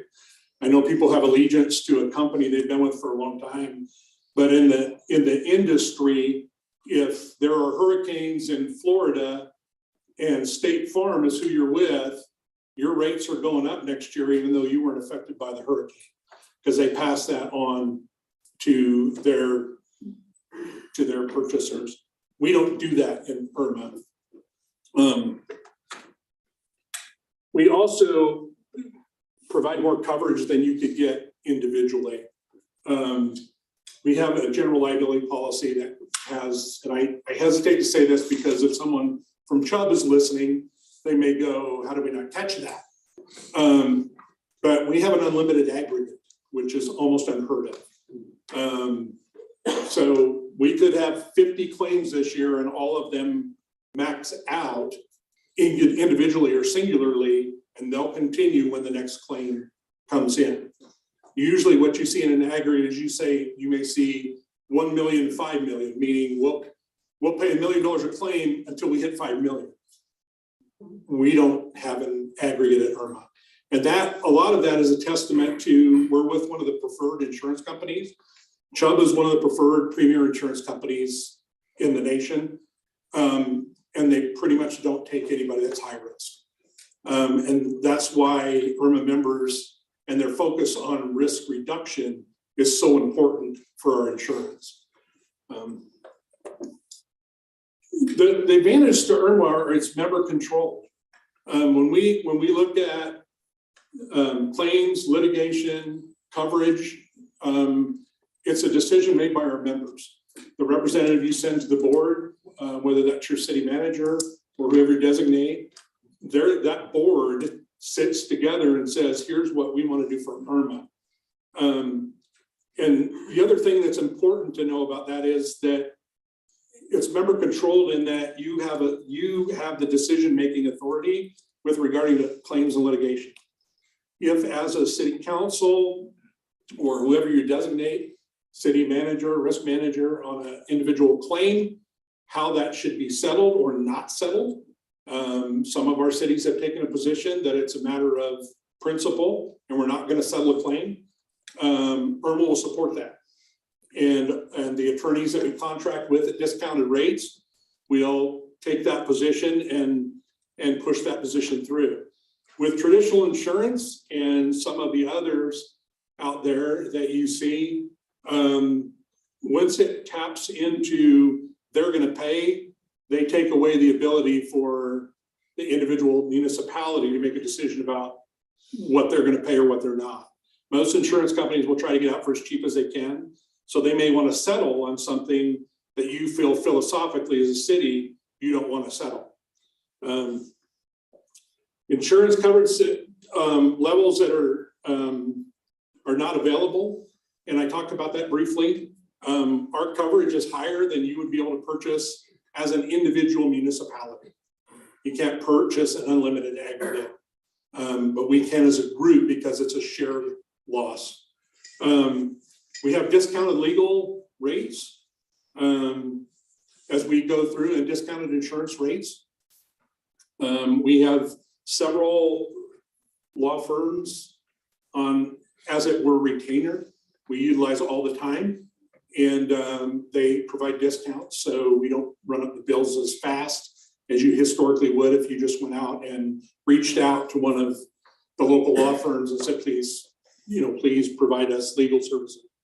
I already talked about claims not being affecting your losses and your rates. And then we're full service, which I talked about originally when I talked about the services. Insurance companies don't provide the risk analytics, the assessments, the loss control inspections, the consultation. Insurance companies predominantly just do claims. That's what they do. They take your money and they do claims. The other thing that you'll find with IRMA is we don't spend a lot of money on marketing. This is marketing. When you want to know what we do and how we serve you, we're willing to come out and do that. But I don't go knocking on people's doors and take them out to lunch and and buy them all kinds of trinkets. We just don't. You give us a nice golf shirt. We do golf shirts. We do golf shirts. Yeah. I really like food, and Dave's never, ever taken me out to lunch. Sensing that maybe that's not a good decision, but we just don't, we have a couple of counterparts. There's a Utah county indemnity pool, which insures counties. And then there's a local government trust, and they have, I don't know how many people that do nothing but marketing. Is Orem your largest city, or do you have other large cities? West Valley City is our largest by population. It depends on how you categorize largest, but I mean, by population, yes, West Valley is our largest. Enterprise is our smallest. We also have Ogden and Draper, and so. And any city can join if they choose to? It requires a vote of the board. So it's actually your representative to the board who can say, we have had a couple of cities express interest, and the board was not necessarily interested in that city. And Higher risk, or what's? That's some of it. Yeah, I mean, that's kind of it. Our focus is on reducing your risk so we don't pay claims. So you don't pay claims, so we don't have to spend more money. So the city doesn't have to spend more money. So anything we can do. So cities that adopt a mentality like Orem has, and the other members of URMA, is we're gonna do what we can to avoid the claims. Rather than, we're uninterested in cities that want to treat it like an insurance program, right? We're gonna pay a premium. We don't care what happens. We just want you to pay when something goes terribly wrong. Okay. And it just doesn't, that's not conducive to having an unlimited aggregate. That's not conducive to buying discounted insurance.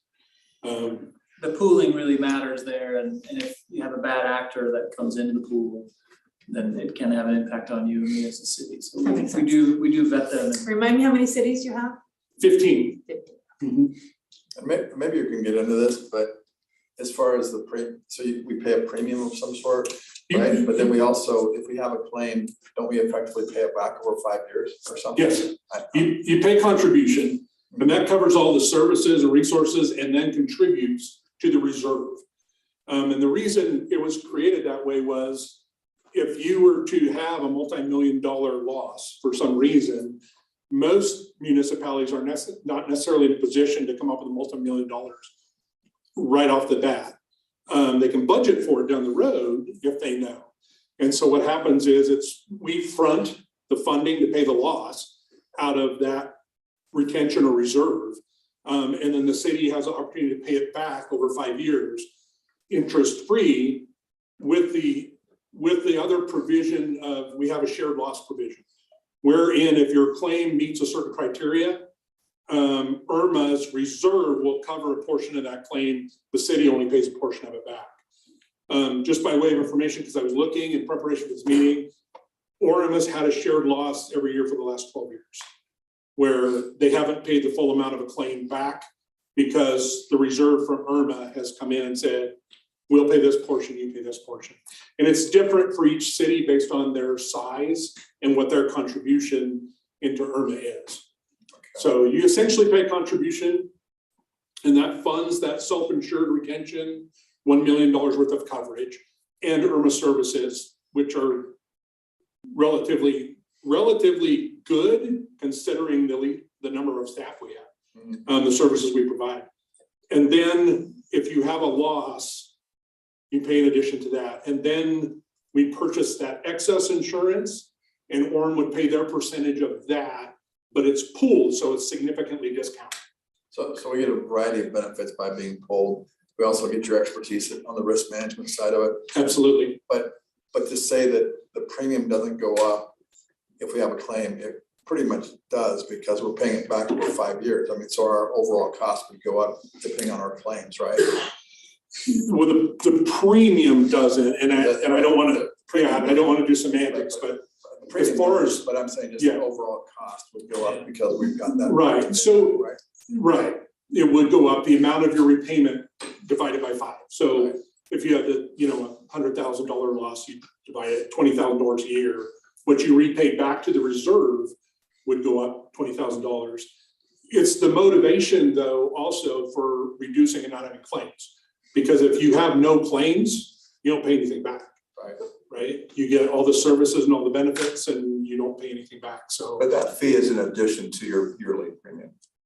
The contribution is the one that covers everything and funds that reserve. That repayment is only if you have claims, and it is in addition to that contribution. So is there a deductible?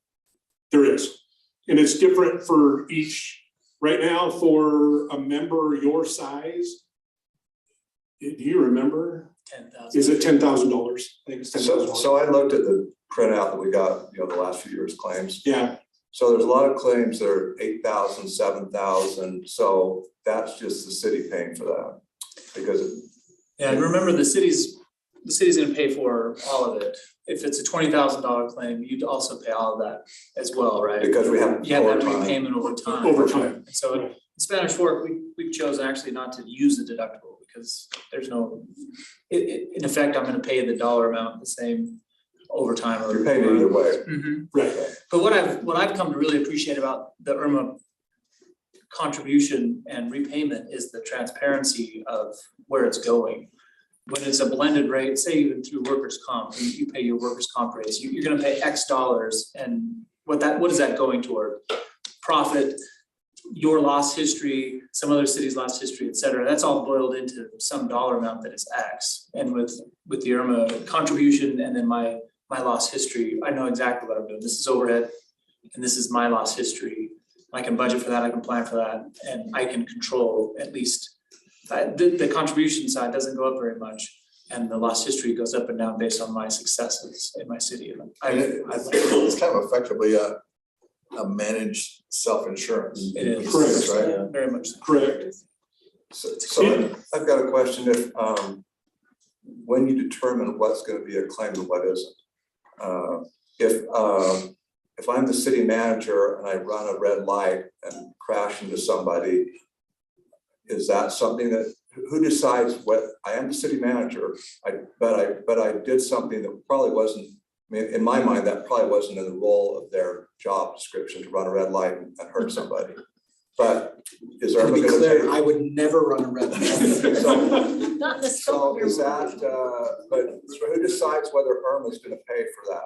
Meaning URMA, meaning the city's gonna pay for it. Is it when you're on the job? It's like Ultimate- your job out. Ultimately, you do. Well, with regards to claims, by statute, claims come to the individual city.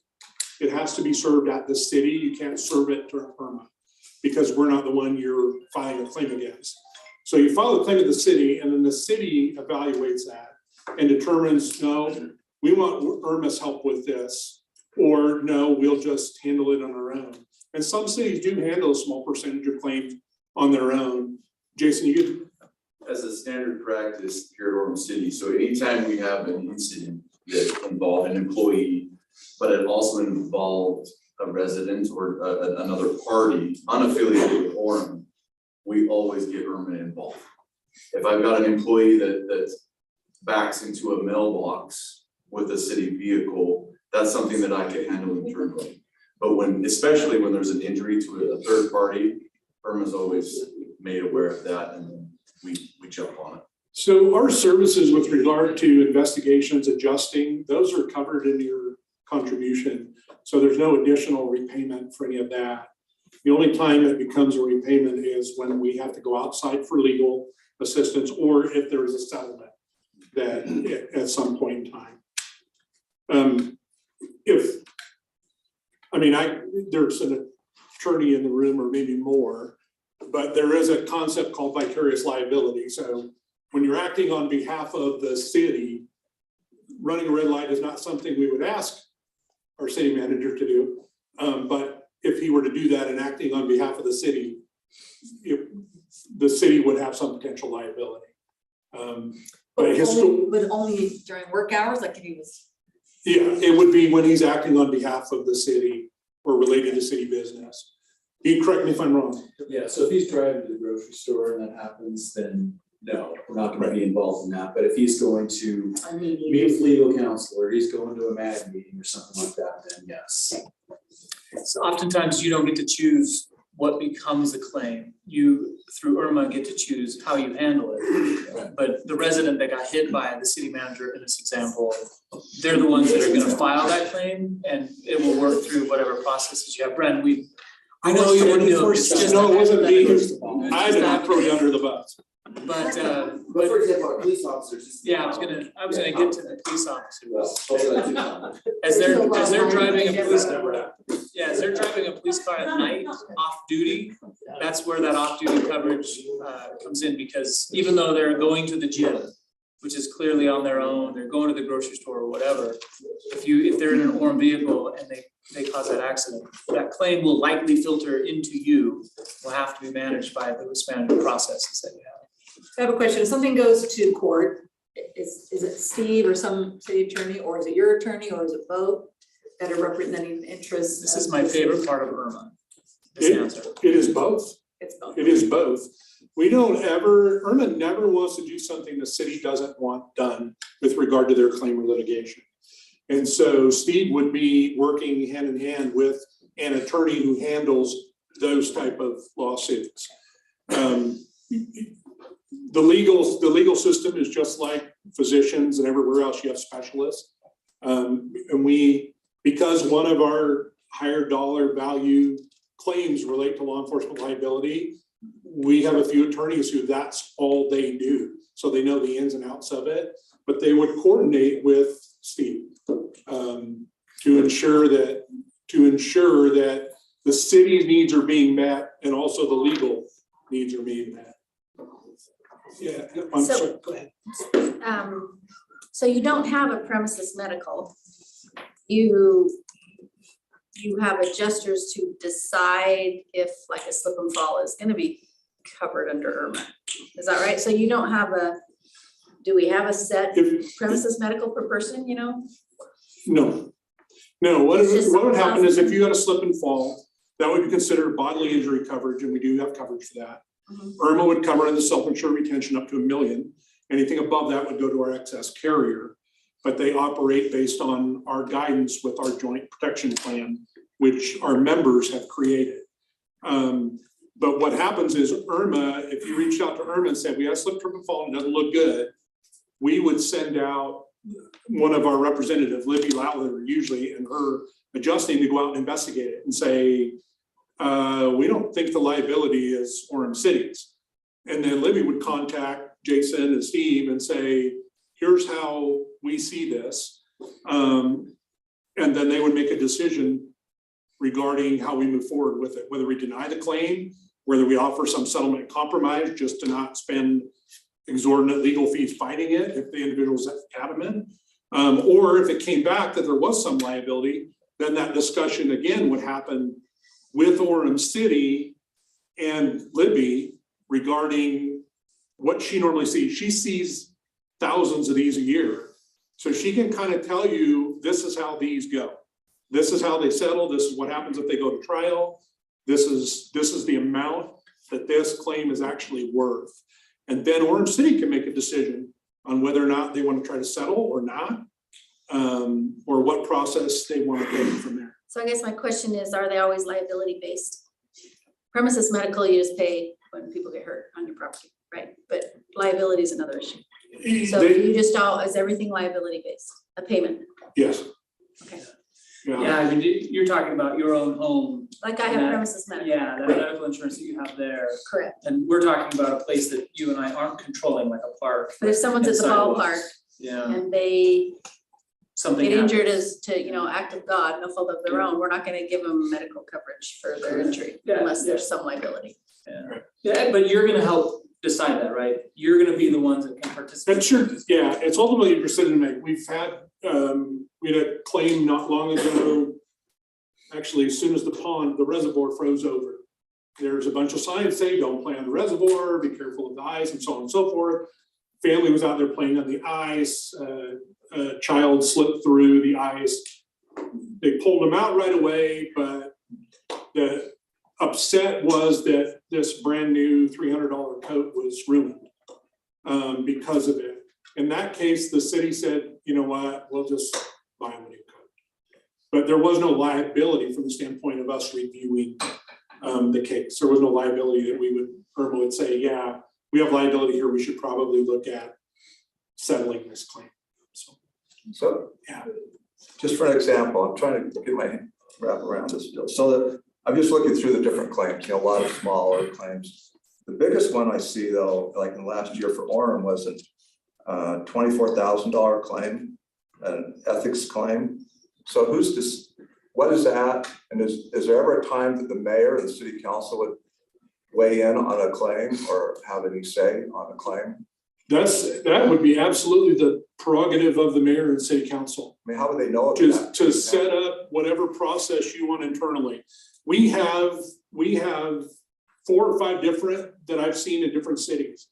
In a couple of cities, anything that appears to be under 100,000, the mayor and council are uninterested in. They want the city manager to just handle it with staff in conjunction with IRMA.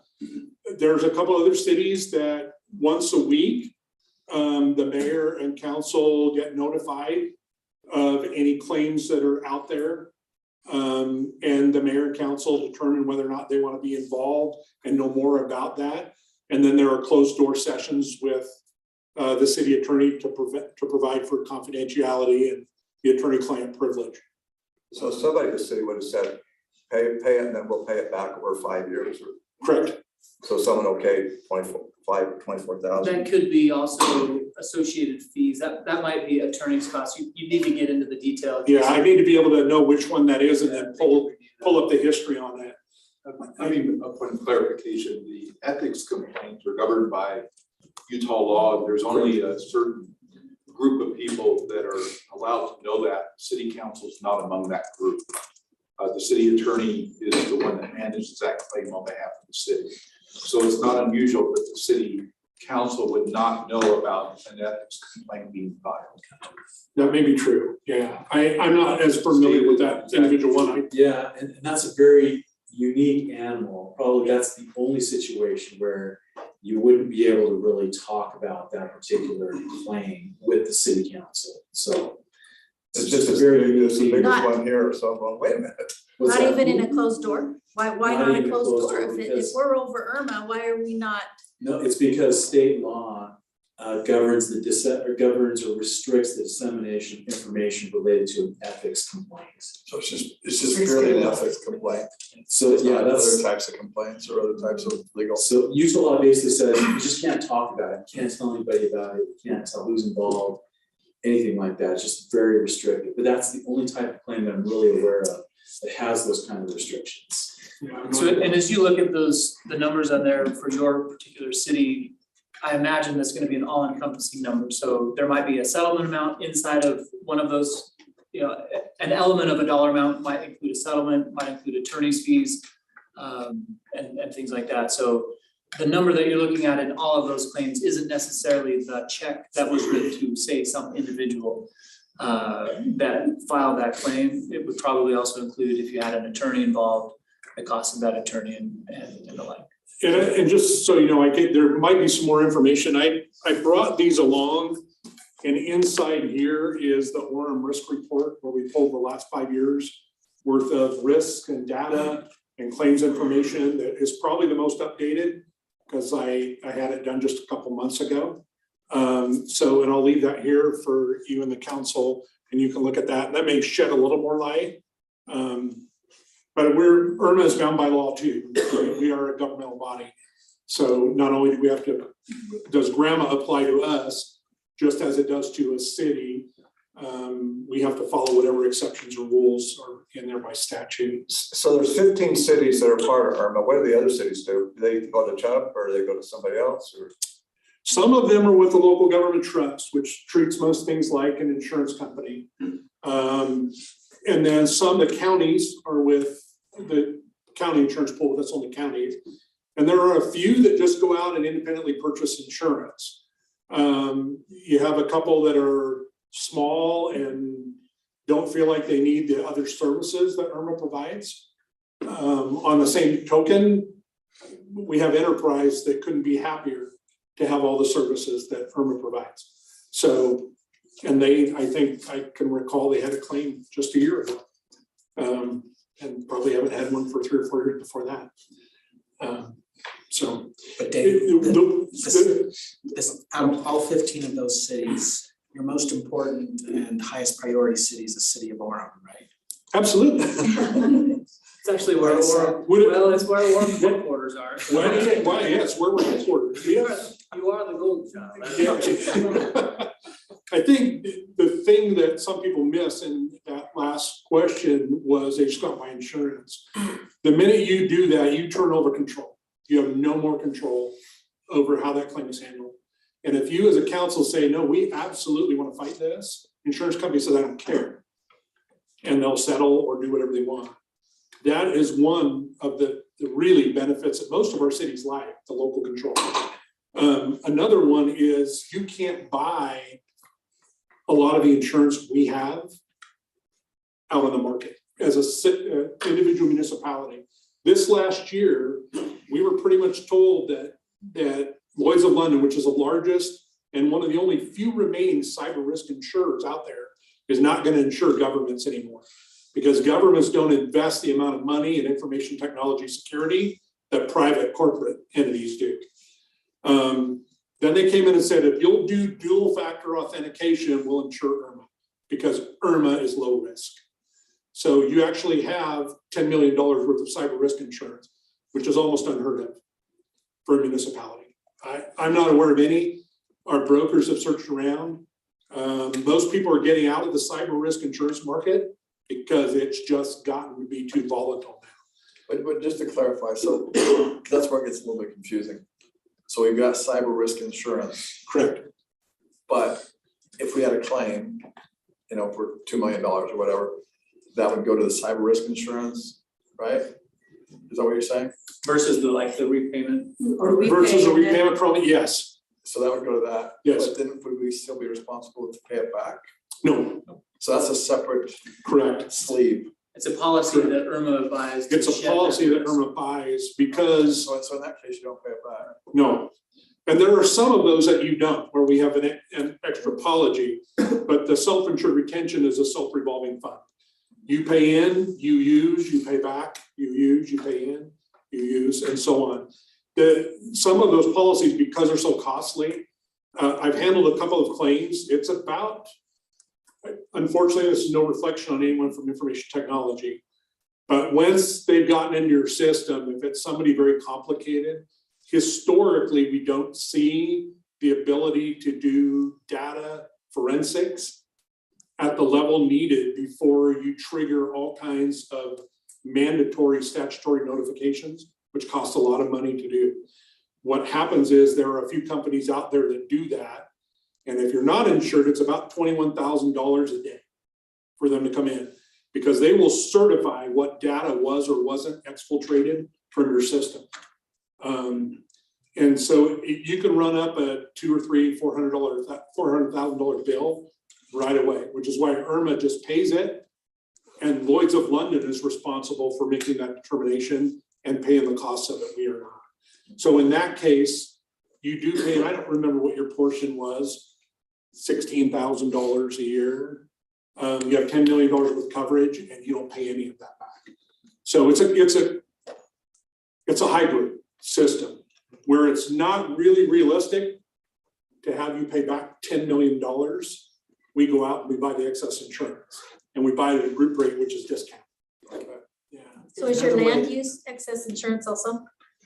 Land use? No, we do not. No one will provide excess insurance for land use. So that's self. We're self-insured. And what's that, 1 million, did you say? We're debating that right now Yeah. as a board. We have paid up to $1 million before. And as a board, which of course you have input in that, what should that cap be at to not bankrupt IRMA? Honestly, that's the risk we run with land use because they're very volatile. You probably didn't see on that risk report, but the one that I have here, you'll see Orem has had a rather large land use claim.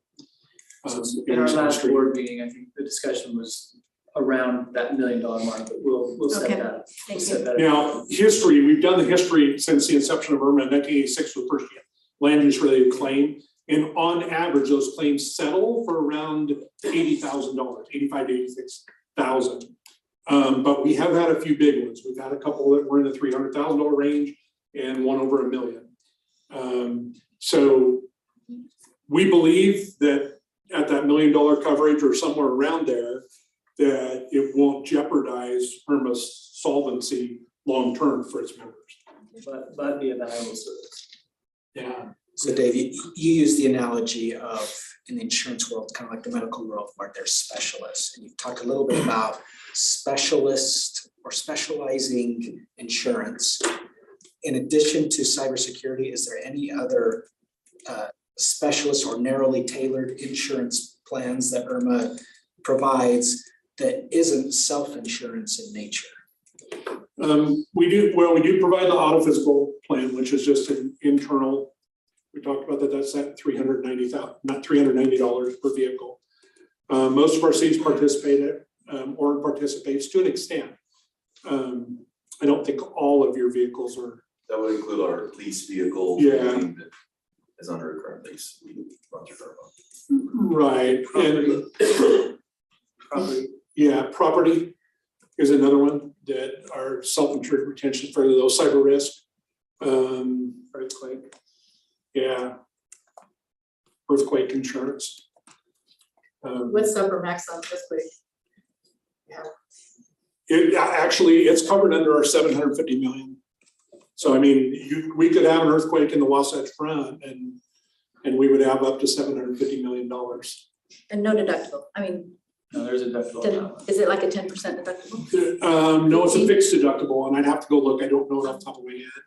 Because honestly, we don't have a lot of claims. That sounds terrible. I mean, I should probably have all of that memorized.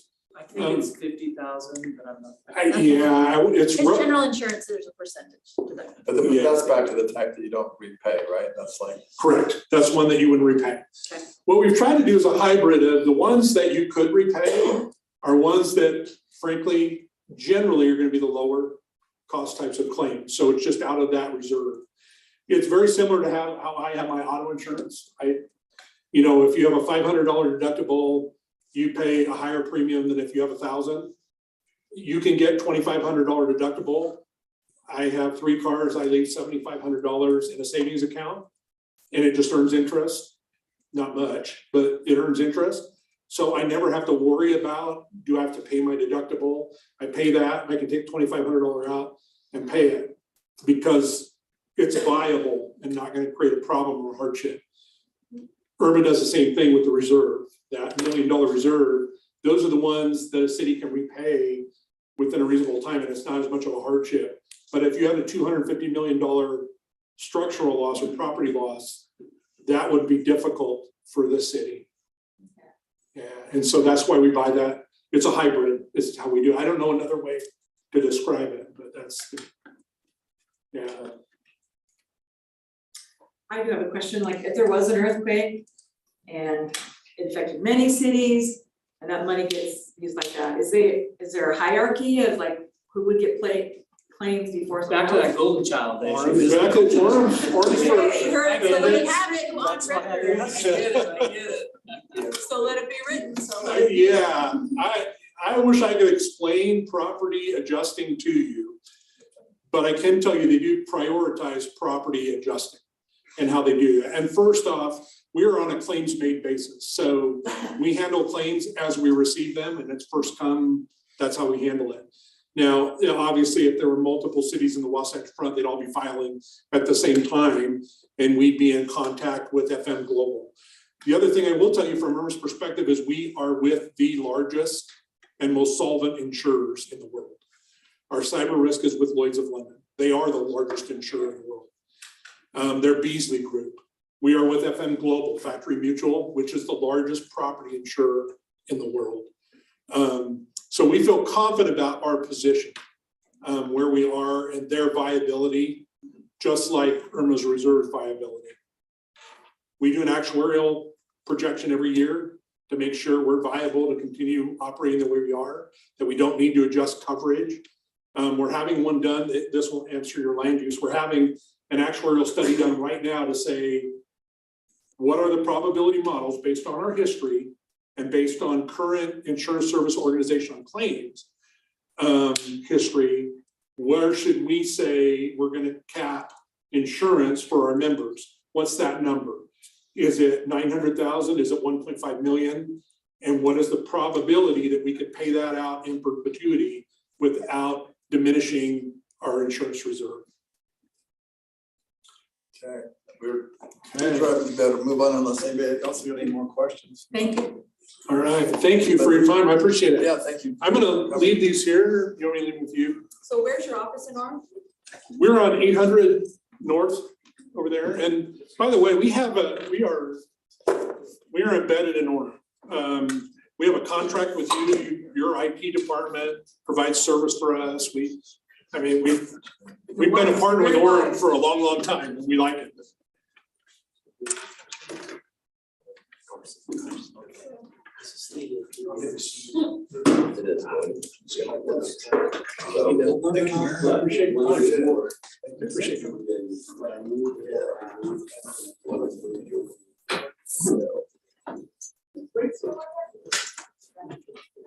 Okay, let's just take a 10-minute break for everybody to get their food, and we'll have a prayer, and then we'll come back and start at 5:20.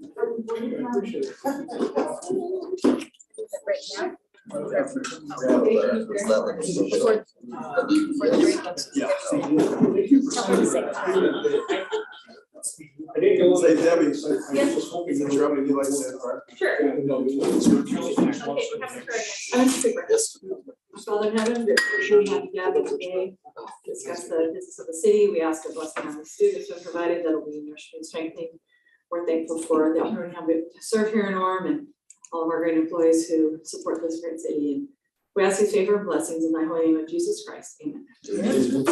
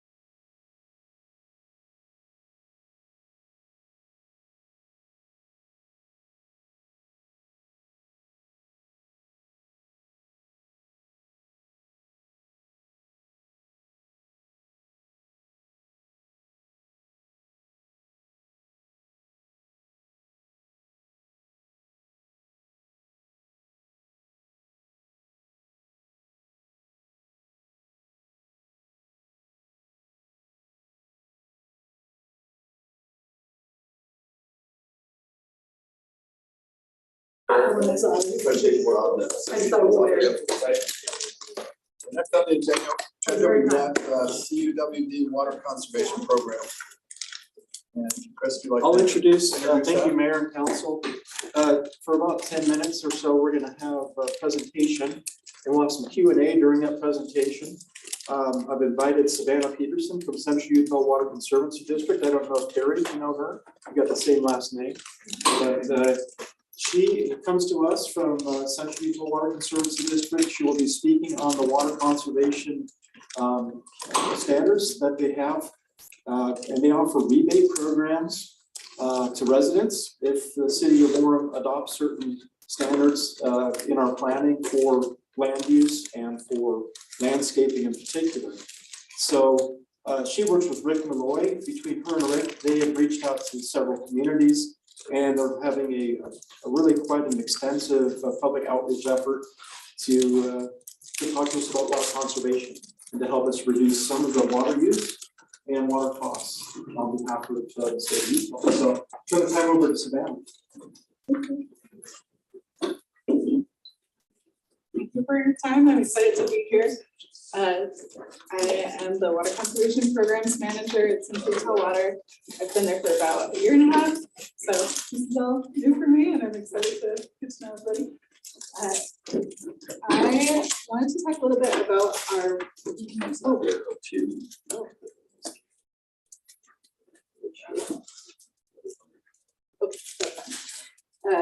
So some of the programs that we offer are, we offer residential and commercial industrial, a bunch of different kinds of rebate programs. The ones that I wanted to focus on today were the residential programs. They've kind of skyrocketed in popularity lately. We've been offering them since late 2021, and those are the landscaping programs we offer since 2021. We also offer a smart control rebate and a toilet rebate. Those, just as a clarification, will be available to your residents whether or not these ordinances get adopted. They're a great opportunity, and they come from a different pot of funding than these landscaping rebates. So those will still be there. The park strip program is specifically for park strips. It paid $1 per square foot up to $1.25, and local states rewards was for larger landscaping projects. So if somebody wanted to switch out their whole front yard, backyard, the entire thing, we could help cover that. Had a little bit lower square footage rebate, but it was still helpful. In 2022, Can I pause there? Your local scapes, is that what used to be called xeriscape? Or are they synonymous? similar, this is our own program that we've designed with Jordan Valley. They actually started it, and it uses xeriscaping principles, but specifically for Utah. So it's a little more localized. Definitely not zero scaping. So in 2022, this is for Orem residents. Out of the projects that we had applications for, the ones that have been completed and paid out was a little over 17,000. The in-process projects that we anticipate to be completed in this following year are about $179,000. That is a real low ball. I think it's going to be closer to 200,000 just from the 2022 applications. We've decided to pay applicants from last year the new rate that I'll talk about in a second. So everybody will be getting a lot more money than they anticipated, which is nice. And anybody who applied in the past and has yet to complete it will still be able to participate in the program, whether or not these ordinances get adopted on time, so they won't be cut off. That would be pretty rough. This is an example from an Orem resident that participated in the local state program. We're not anti-grass, we're anti-non-functional turf. So we want to make sure that any grass that is being installed in landscapes is usable technically. So can you explain that picture? Yeah. As far as, that's just dying grass on top, right? Yeah, this is just their yard. When they applied, they said, we don't need all of this, we don't use it. They weren't taking care of it like they wanted to. So they applied for a rebate. Is that AstroTurf or what is that? No, this is real grass. Real grass. Yeah. just took out the spaces that they weren't using very much, to keep some green space, so they kept grass in their front yard. So that's grass on top, it's grass on bottom, and the main thing that they changed is that strip in the front? Yeah, they got rid of, the grass next to their house, they got rid of some grass that was in the side yard. This- The whole left side is no longer grass. Okay. What is it, dirt? And then alongside the house, It's a mulch. something too, right? Yes, yeah, they just use bark mulch for this example. Here's some more. These are examples of the liquor strips that we've had. There's a lot of variety. We like to give residents a lot of freedom to choose what they want to do within city code. So it's really popular because people feel like they can take more ownership of it because it's something they designed. It's really great. Here's So one more. what percentage of the project does it pay for your program? It depends. We've had some DIYers who our rebate has covered the entire cost of the project. If somebody hires a really good landscaper and doesn't source any of the materials themselves, ours can it's sometimes like 10%, sometimes 100%. It really decides. It depends on what people choose to do. But per square foot, it's $2 to $3 this coming year. Our coming year, it'll be $2 to $3. So we'll give you $2 to $3 a square foot to tear up sod and replace it with the local state, like you see here on the screen. Okay. Yeah. And this is being funded through a $5 million note that was a part of a landscape bill last year, I believe. And it's now being implemented through water conservation districts statewide. Okay. And part of this funding comes from the district, so about half of it will come from us and then half will come from the state. So these water efficiency standards I'll talk about in a second are contingent upon both sets of funding, so. You expect more funding because it's water's a topic that's gonna be big. Yeah, we're going to get more funding. We're gonna get more funding. One of the other programs we offer is the landscape leadership grant. This is for municipalities, institutional, industrial, anybody who wants to do water efficient landscaping projects. It's similar to local scapes. It's really great. We have it on our website. I can talk more about that. We have the commercial smart controller rebate. I'm not sure if Orem has participated in that. I think Yes, so. we are right now. Perfect. So that doesn't apply so much. Our water efficiency program pretty much is a catch-all for everything else. It's not landscaping or device centered. So a lot of agricultural projects, secondary engineering, that kind of thing. I think we're gonna have more money than $1 million. This is a little out of date. We have a bigger pot of money than that. So the new programs that were mentioned coming in 2023 will be housed in Utah Water Savers, which is a website that is statewide. All of the different water districts use it to facilitate these. We'll be jumping up from $1 per square foot to up to $3 per square foot. We'll have a pretty hefty marketing campaign. This year, we had almost no marketing. So all of the participation we've had was just word of mouth, people interested in water conservation on their own.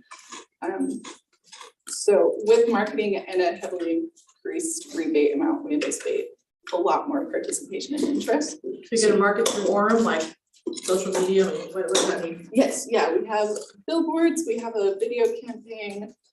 There's gonna be some displays on buses, social media, all sorts. We're trying all of the avenues we can. We should be on some Hulu ads this year, so it'll be all over the place. We'll be specifically teaming up with Savannah and Central Utah Water via our social media. We'll have a social media campaign that we'll do together. We'll submit flyers, we'll put them on our website. We're gonna get the word out to promote this. And you mentioned that it was a $778,000 or so that was being used this last year. And so if it's gone up 2 to 3 times that, and there are gonna be more applicants, it could be like, what, 500,000 maybe? Yes. So it's gonna be highly successful, I believe. And if I remember right, Orem City had the second highest number of applications of anybody in the county. So your residents are interested and do like these programs. Well, I know our natural resource committee is gonna be all over this, and we definitely wanna promote it, so. The program is just gonna be all sorts of better this next year. We'll have a lot of improvements. It's easier for somebody who wants to do smaller projects. So there's a lot of options. The purpose of the water efficiency standards that we'll be talking about are essentially to conserve our natural resources. we've made agreements with other Colorado River. What is the word I'm looking for? I'm so sorry. Other people who use the Colorado River water to conserve our water as much as possible, to cut down on turf that's not essential in our service area. So we're really prioritizing these conservation programs and want to make them available to as many residents as possible. And outdoor landscaping is kind of the easiest place to get those water savings. This applies to specifically new developments and to the landscaping that is required by your city. So when we talk about the turf restrictions in a second, that's only in new builds, that's not ripping out existing turf. And it's only, I believe Orem only requires front and side yards to be landscaped, or only front yards. So if a resident decides that they want to have more grass in their backyard, that's great. So we're not restricting turf too much.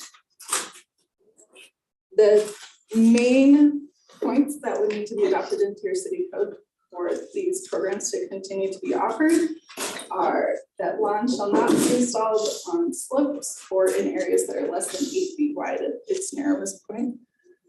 This is just for irrigation efficiency. There's not really anything on the market that can irrigate anything narrower than that efficiently. In small lots, there's a little bit of flexibility. If that 8 feet rule can't be accommodated, or if the yard will be smaller than 250 square feet, then that's off the table, it doesn't apply. In commercial, industrial, multifamily areas, the lawn maximum would be 20% outside of active recreation zones. So lawn isn't usually necessary as much in front of a store. So we'd rather it be somewhere like a park, you know, does that make sense? Are there any questions so far? So Chris, we could apply for some of these funds, for example, for the new landscaping plaza area of the city center, for example. We would be able to if we adopt the ordinance. We currently are using the program for the controllers right now. But yeah, we could. We are planning on that.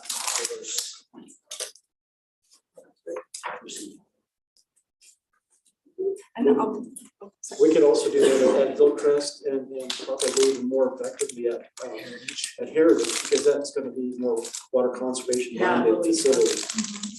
Yeah. Even those water efficiency standards I handed out, I have more copies too if anybody else needs them. The only section that needs to be adopted to qualify for these, or section 4 highlighted, it just refers to the turf grass. Everything else in there is recommendations that lead to better landscapes long-term. Things like the irrigation requirements, mulch requirements, plant density. Those are all very helpful, but we're only asking for the lawn ordinances to be adopted. So that's what the rest of this presentation is referring to. Smart controllers are another great thing to require in new developments. It's not mandatory for this material. There's also a section that talks about indoor fixtures. That's lower hanging fruit for us, but it's better for homes to be installed with water efficient fixtures from the beginning, so we're not having to chase our tails to replace those as they are wasteful. But that's about all I have. Are there any questions I can answer? I do have a question. As we try to message, because we're having this record snowfall this year, but come summer, we're still gonna need to conserve. Do you have any idea of how to message? We had a good year, but yes, like, how are you gonna message that? So we've had all of those headlines, if you remember from this last year, that were 20-year mega drought. I think the main way we're going to be messaging water conservation this year is saying we had 20 years of an incredible drought.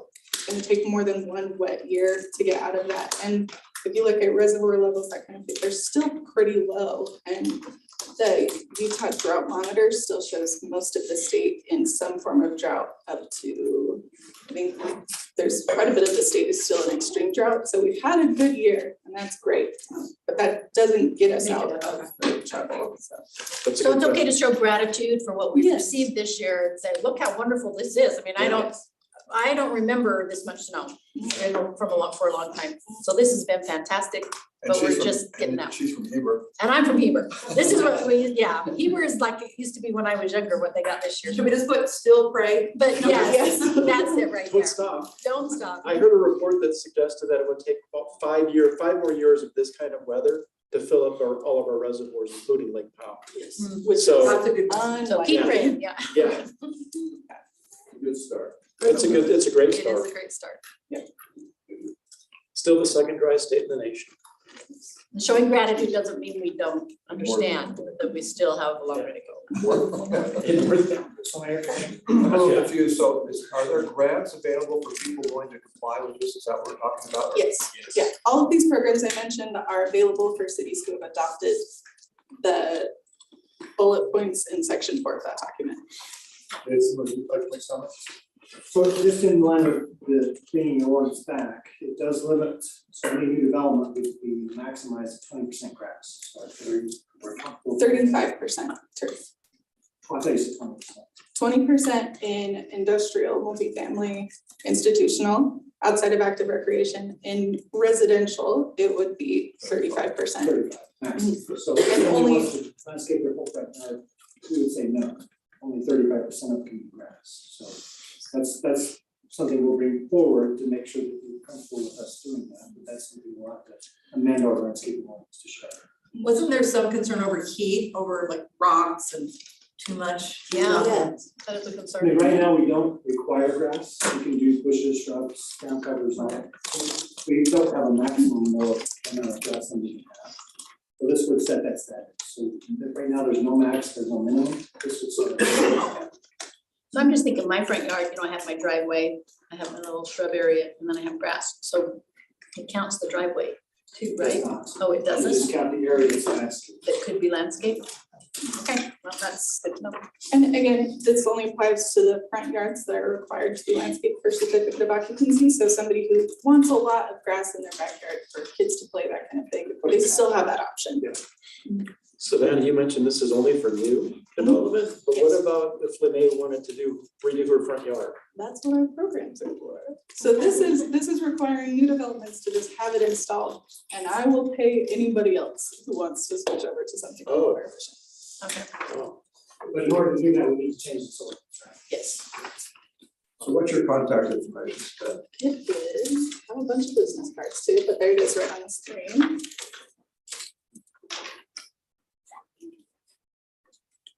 And I would be happy to meet with anybody who wants to talk about this further. We've invited Savannah to also present at our Public Works Advisory Commission. Maybe informally, not formally, but you're invited to present this, and then also to natural resources.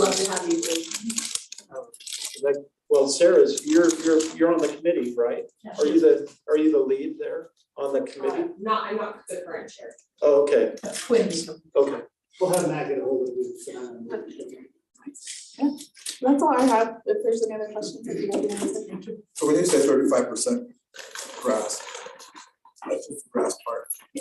So you've got flower beds, you've got planters, you've got all kinds of other things, that doesn't count, right? No. So Just it's 35%. 35% grass. And that's the front yard, side yards, Street side yards or front yard, not a side typical side. It's not required to be landscape, just the front or a street side on a corner. Those are required by the city, the side and the back are not required. sounds good. Thank you. All right, well, thank you, so Savannah. much for your time. We've got one last presentation, and that's from Carrie, Director. You mean last the best. Yes. Absolutely. Well, while Carson is getting this ready, I thought I'd introduce you to him. I think you probably noticed we have a new face in the room. So Carson Hardy is coming to us from Mesa, Arizona, is where he was working for the city of Mesa.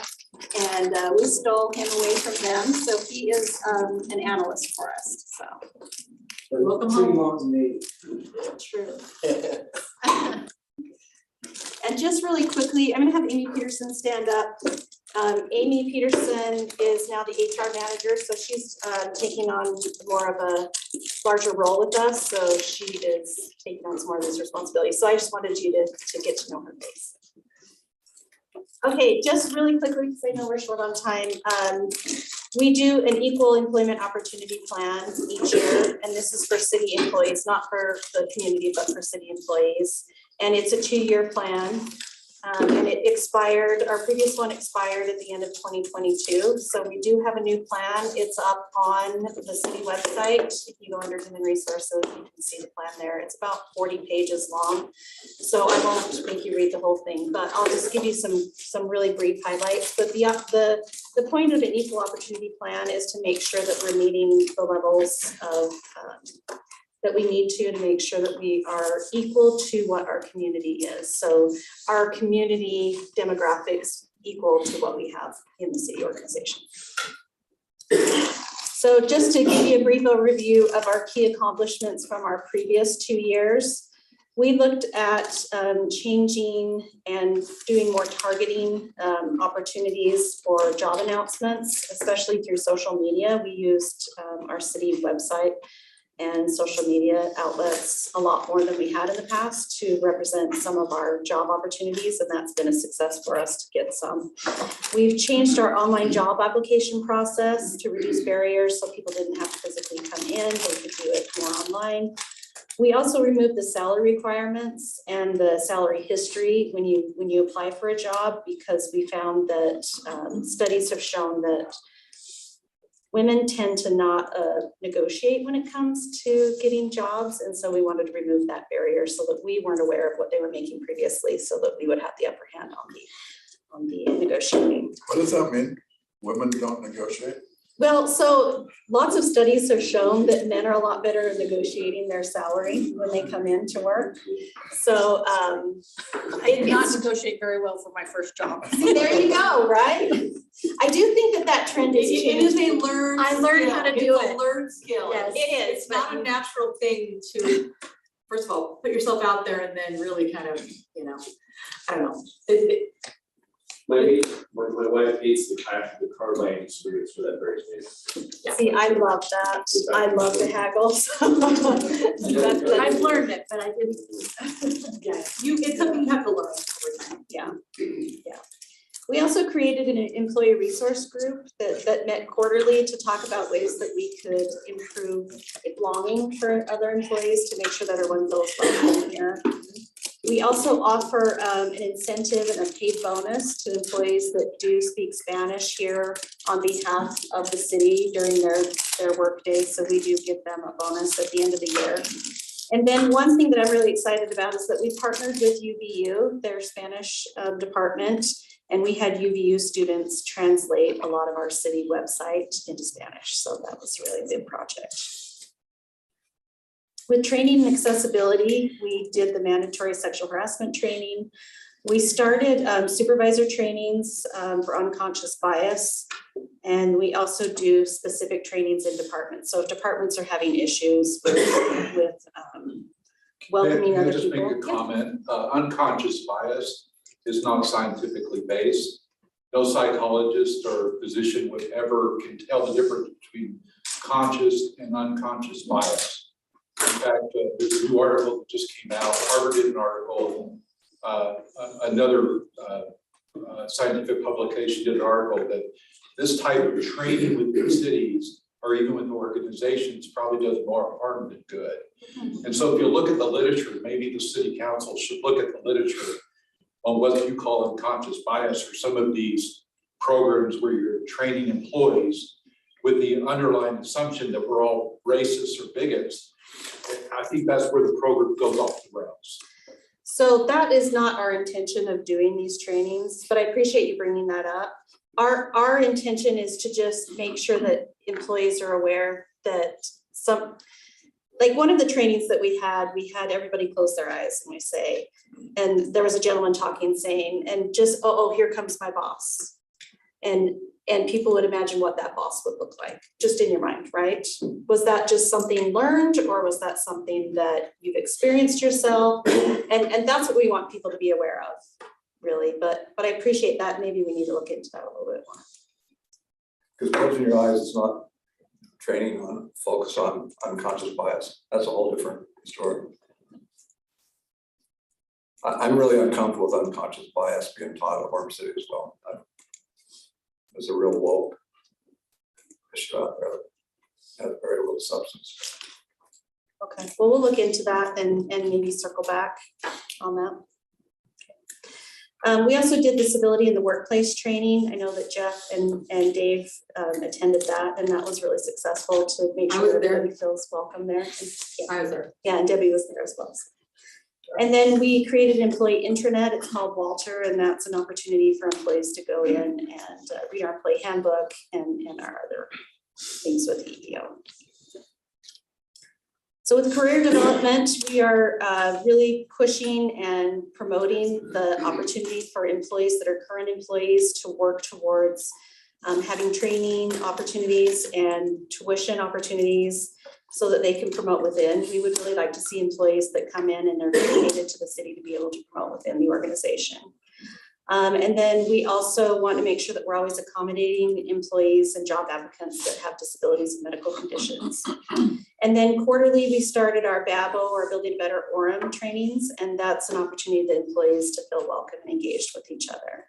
And then again, we do a monthly supervisor leadership and management training. So our key goals for this new EEO 2 years is that we want to increase our recruitment and outreach efforts. We want to continue to build relationships with professional organizations for underserved communities. And we want to ensure that we have diverse hiring panels and streamlining the onboarding process. And one thing that we're working on right now is with our new HRS build that our IT team is doing, is that we can have our HR team review the application candidate questions that they will have to be asked during the interviews to make sure that we are staying away from any inappropriate questions to protect ourselves from lawsuits. With career development and retention, I think that you're aware that we started the Women in Leadership Scholarship. That's been really well received. We've had a lot of women that have taken advantage of that. In fact, Amy Peterson, who's now in a leadership role here with the city, she's one of our recipients of that. And I would say that she's found that very successful with her opportunities to be able to move and advance as well. And just by way of information, our tuition reimbursement program, we've used all of the money that we've had budgeted for. It's been very successful, especially in our police and our fire departments. They've really taken advantage of our tuition reimbursement programs. They've been able to add that into their STEP and career programs, so a lot more people are taking advantage of that. Finally, we want to look at our exit interviews to make sure that there aren't any pinpoints or pain points when employees are leaving that we can fix, because we do want to retain our employees and have them have a long-term career here with us. Any questions? If you could have more in your budget for our scholarships for women, how much would you need? I think that, so this last year, we doubled what we had in the first year that we awarded. And because of that, we didn't get to give them the full 5,000. So it would be nice if we could maybe add another 20,000 to the budget, but understand. I would encourage you to do so. I just think it creates a better employee and creates higher self-esteem and gives people the opportunity to finish stuff. Right. Thanks. I've actually had exciting, I've loved mentoring. It's been one of the greatest experiences I've had. And we appreciate you doing that. And I think it's been really successful for those in the room that have had the opportunity to be part of the scholarship or to be a mentor. It's been rewarding. Okay. Any other questions? Thank you, Carrie. It looks like you're doing a great job. Thank you. Okay, we're going to run through really quickly the agenda items. And let's just go through this. And if there's any concerns or questions, maybe please stop me as we go. Item 1, agenda review. Item 2, city council reports. That's Debbie, if we have time. Number 3, a call to order. This is the 6 o'clock meeting. Number 4, invitation and inspirational 5. And then we've got invocation or Scott McKinney on that, and then pledge of allegiance, Mike Carpenter. Item 6, mayor's report, items referred by the council. And that's, we'll have a presentation from the future business leaders of America. That's Timpanogos High School. And then how are we coordinating that? You just call them up, Mayor. Just call them up and. Then you go get a Michael picture, Sellers. get a picture with them or something too. Michael Sellers is the person who will. Okay. So Michael Sellers.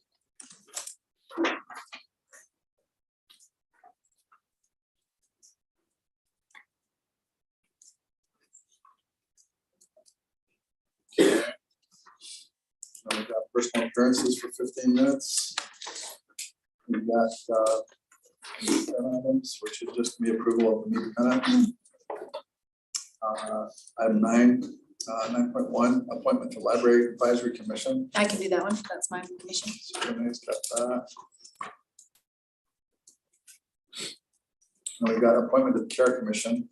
So that's Dave and Jeff. I'm on that one. Oh, you're on that, Do good. that stuff? Okay. So when we get to that point, I'll just turn the time to you two to make that happen. Mayor, I'm 9.3 with Sarah.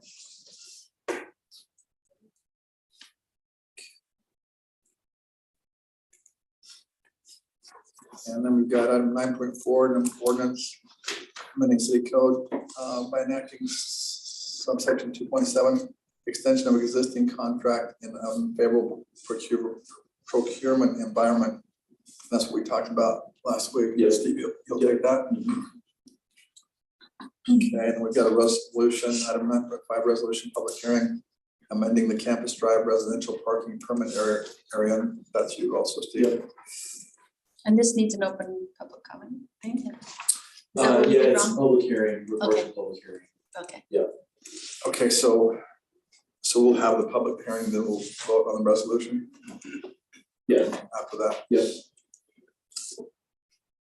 And then item 9.6, public hearing, amending portions of chapter 4 housing of the Orem general plan, including updating section 4.4.2 pertaining to moderate income housing strategies. And then that's you, Jason, right? Yeah, we talked about it a couple weeks ago about coming in compliance with the non-compliance order rules. We'll just show you the changes. Planning commission recommended approval. Okay, sounds good.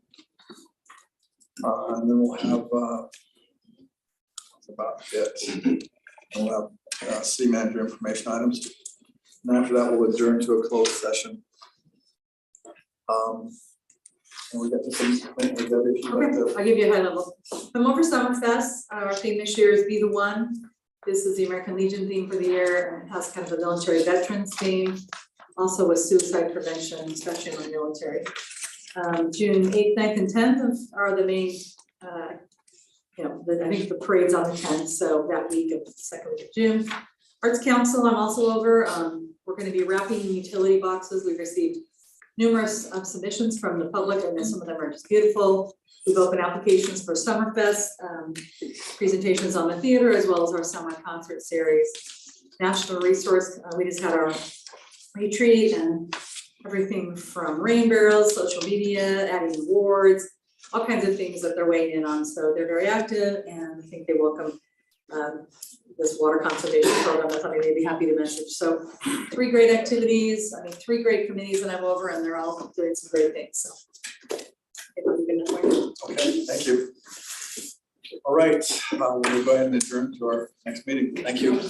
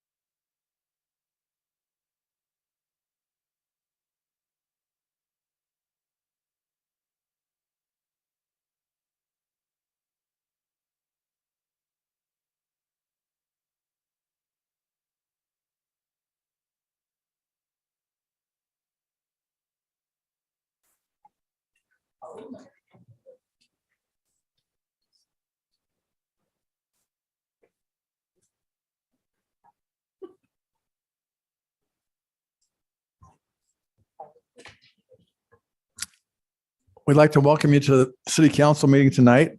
We appreciate you coming out. We'd like to call this meeting to order. We'll start out with the invocation from Scott McKinney from Centerpoint Church, and then we'll have the Pledge of Allegiance by Mike Carpenter.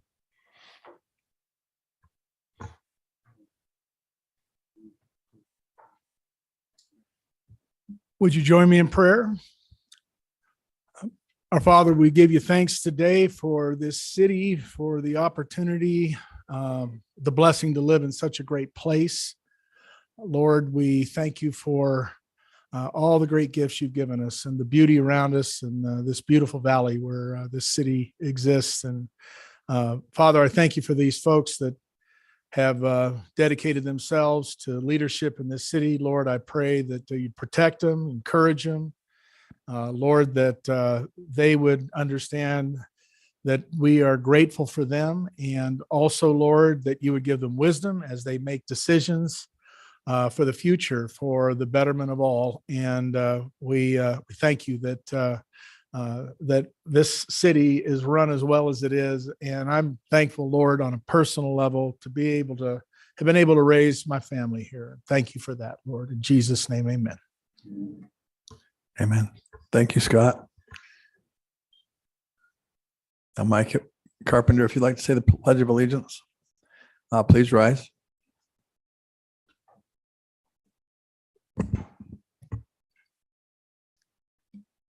I pledge allegiance to the flag of the United States of America and to the republic for which it stands, one nation, under God, indivisible, with liberty and justice for all.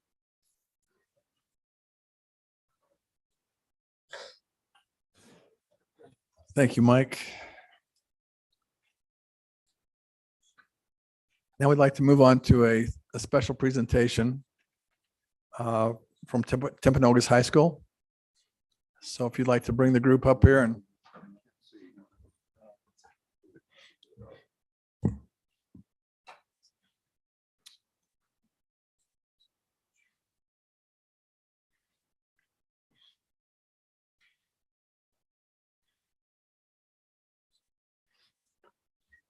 Thank you, Mayor, City Council. This is truly an honor to be here. First, I want to introduce myself, then I'll introduce my student leaders here and let them explain to what we did this year.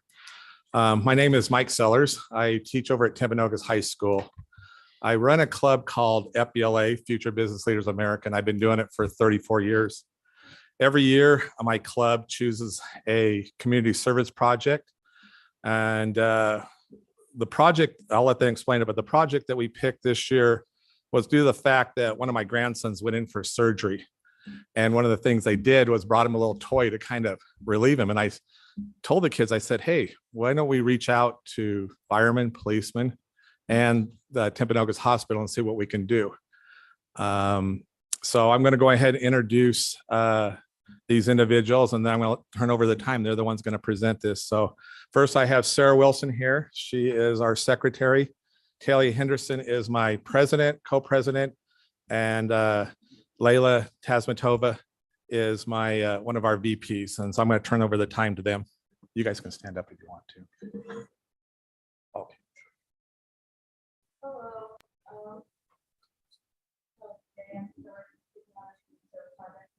So with our project, we decided to split it into two different for this. So the first one that we talked about was what we call the North Pole Social Service, which was it was a project where we had little elementary school students from 6 different schools, 51 different classes, write letters to Santa, and then they were sent to us and we responded to them, and then we delivered them to those students dressed as elves. We responded. go ahead when it's your turn to pull the mic over to you so everybody can hear. Okay. So we responded to about 1,200 separate letters, and we were able to get help from different clubs in our school. So one of the clubs that we were able to get help from was our LIA club, which is Latinos in Action. And so with them, we were also able to apply to Spanish speaking students. So we were able to expand our approach with this project.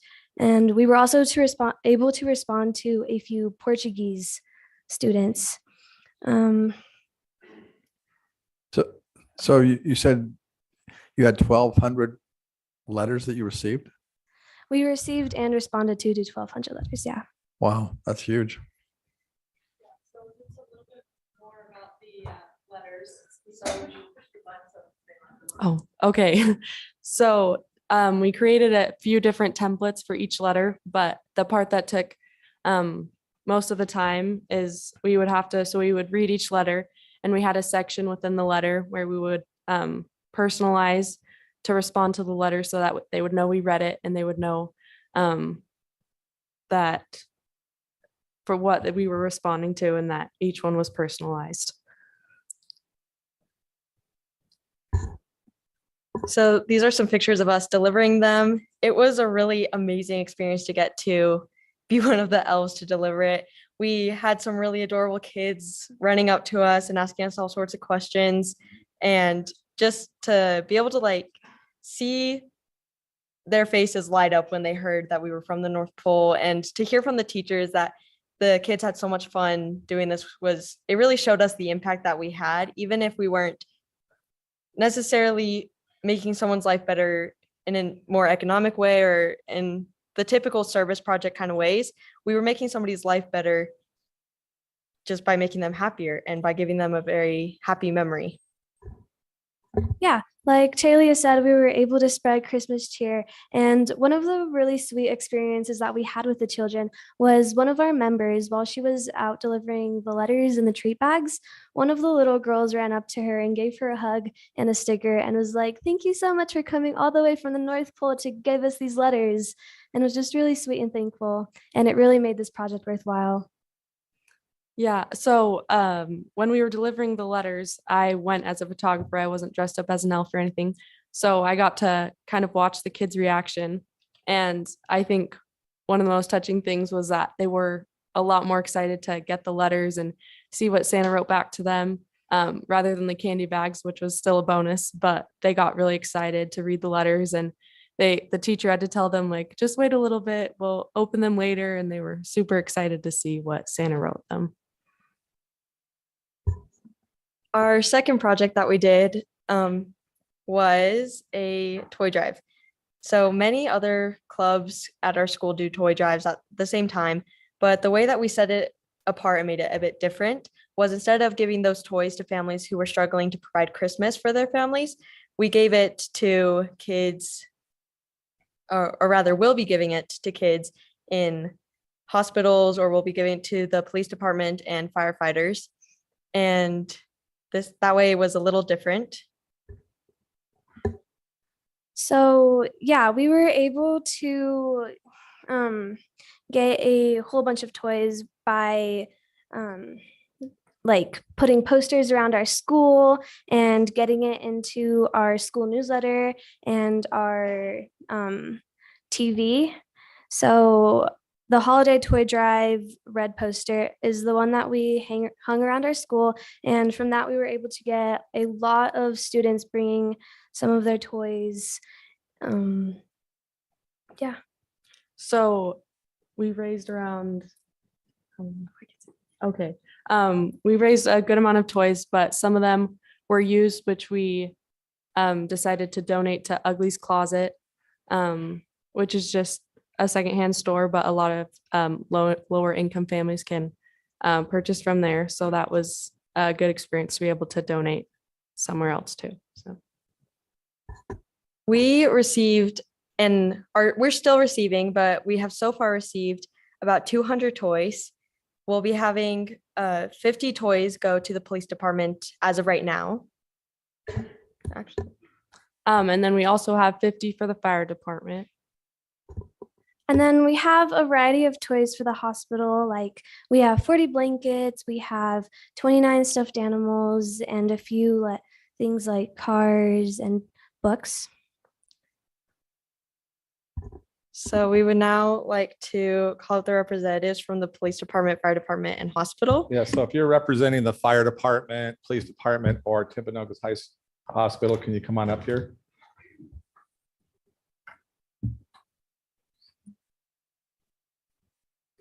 So we have to remember, this is only a small portion we have, because we didn't want to bring them all, so you guys have to take them somewhere and put them somewhere. So we're going to deliver these next week. So this is just kind of small representation of what we're going to give you. So go ahead and start. This is for the fire department. This is for the hospital. Thank you so much.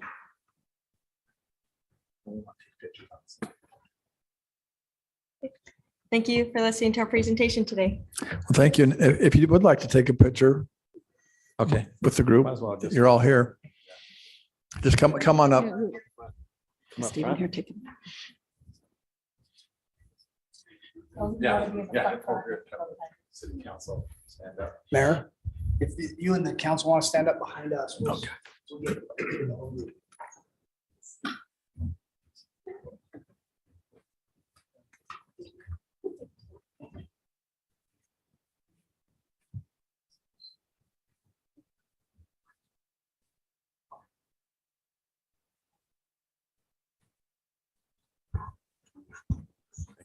Okay, thank you, everyone.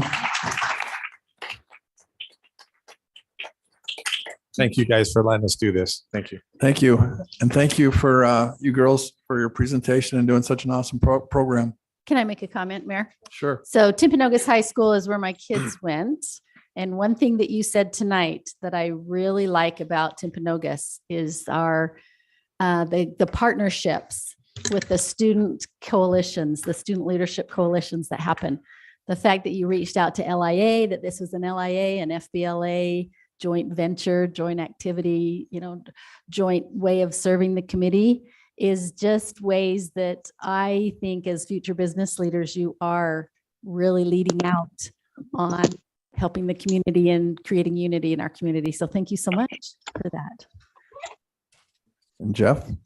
Yeah, I wanted to also say thank you. I've known Mike Sellers for a lot of years, and we've actually had some of our children that have gone through this FBLA course. And I just want to give Mr. Sellers and you as a group of leadership, and to all of the students that serve and work with you, a shout out, because not only do they teach business principles and leadership principles, but I love the fact that they're also teaching how to give back to the community. And this is just a wonderful example of that hard work and the service and the joy that you have provided and will continue to provide to these children. So thank you for that. And thanks, Mike, for all you do. Thank you. We'll move on now to the public appearances. And we have a relatively short list tonight. We just have 3. And I'll just read this because I'm supposed to read this.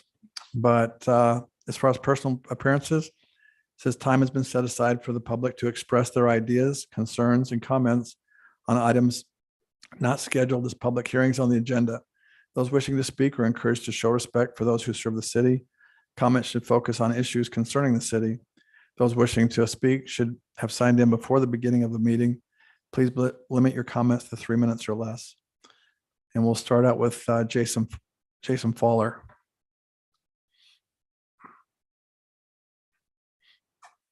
Thank you. Hello. My name is Jason Fowler. I've lived and done business in Orem for over 20 years. And a new business partner and I are doing a startup company where we're building escape rooms inside shipping containers. They're very high-end and expensive models that we're creating. We say a little like a slice of Disneyland inside and out. They have a very sharp look. We're trying to find a place in Orem that we could launch and test this business model. And we're ready to spend quite a bit in marketing, but it doesn't seem like there's anywhere in Orem we can put one of these models. Based on the inquiries we've had at the development offices, anything built from corrugated metal is forbidden in all commercial areas as a building material or as a structural element. Shipping containers aren't mentioned anywhere, but corrugated metal as a material for structures is. It seems to be the sticking point, and we're not trying to use these as storage containers or something like that. And we're making them as nice as we can. And we're looking for a temporary permit to locate them in an appropriate area for family entertainment purposes. I love Orem and I'd love to launch it here. And I'm wondering if there's a way to make that happen. And just at this sort of bottleneck. I don't know what happens now if you guys say anything or if I just go sit down. Yeah, usually we don't. This is just for public comment. Okay. But I will invite you to speak with someone here from the city because this is an interesting situation. I know shipping containers are being used more and more to house businesses in different situations around the country. So who should he talk to? Mayor, Jason Bench will get with this gentleman and talk options about. Okay, yeah, if All you right. two can hook up afterwards, and I would like to explore this more as a council too. So Great, thank you. Thank you. Okay, next we've got Ben Wheeler.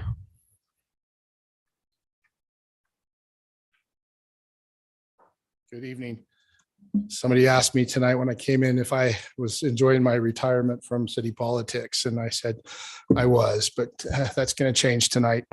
In November, voters of Alpine School District rejected the $595 million general obligation bond on the November 2022 ballot.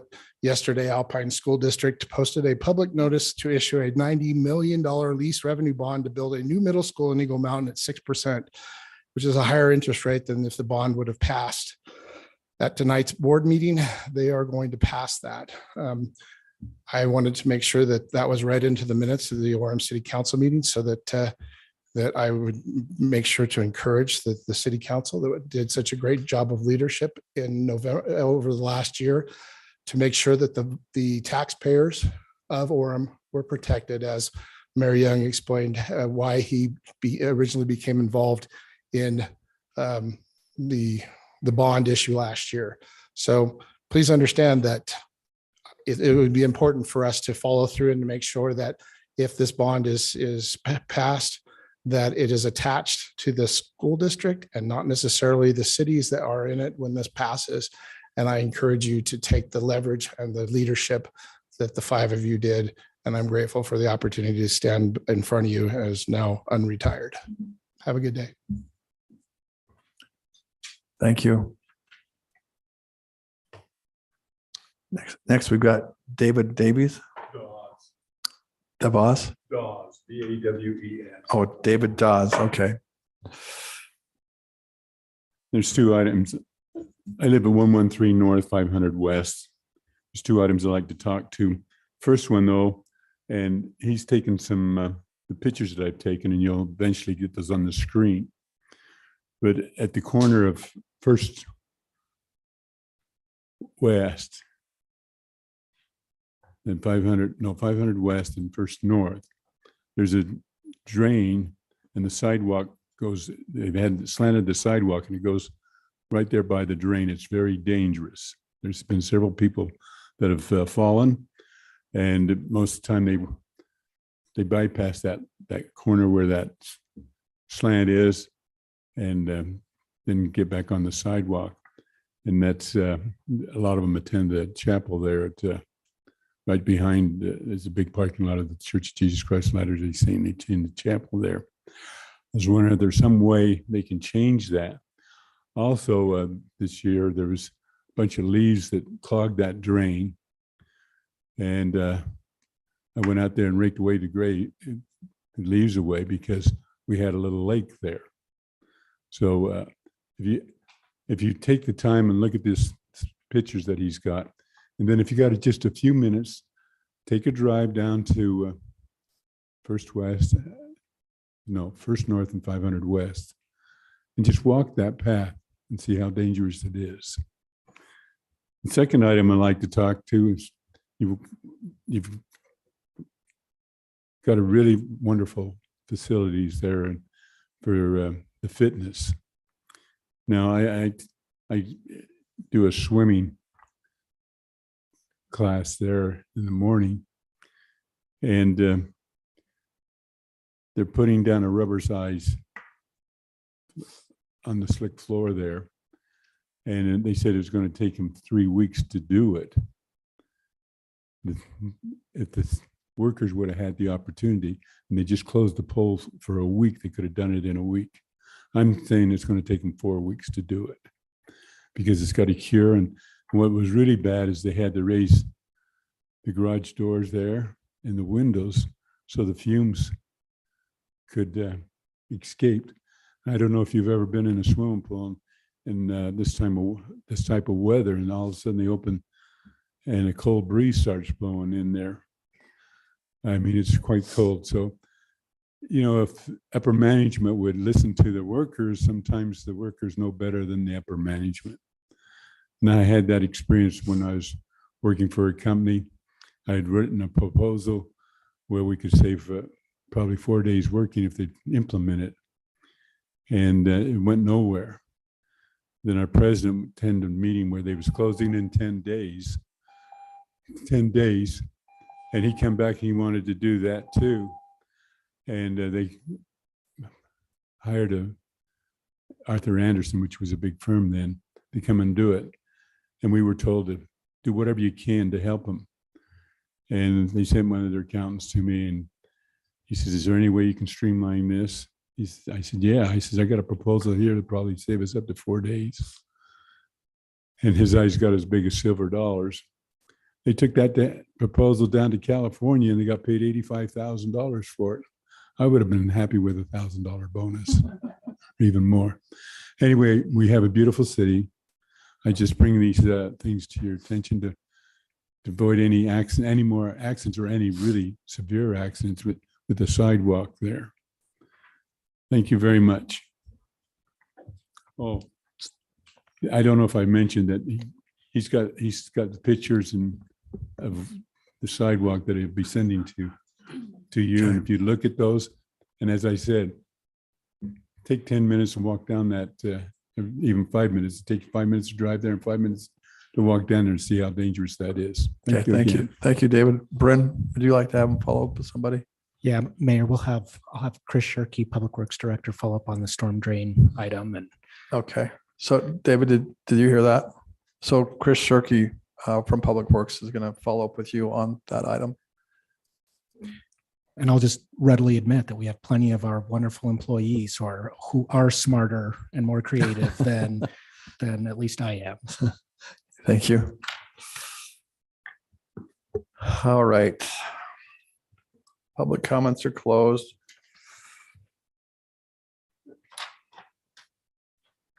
We'll move on to the consent items.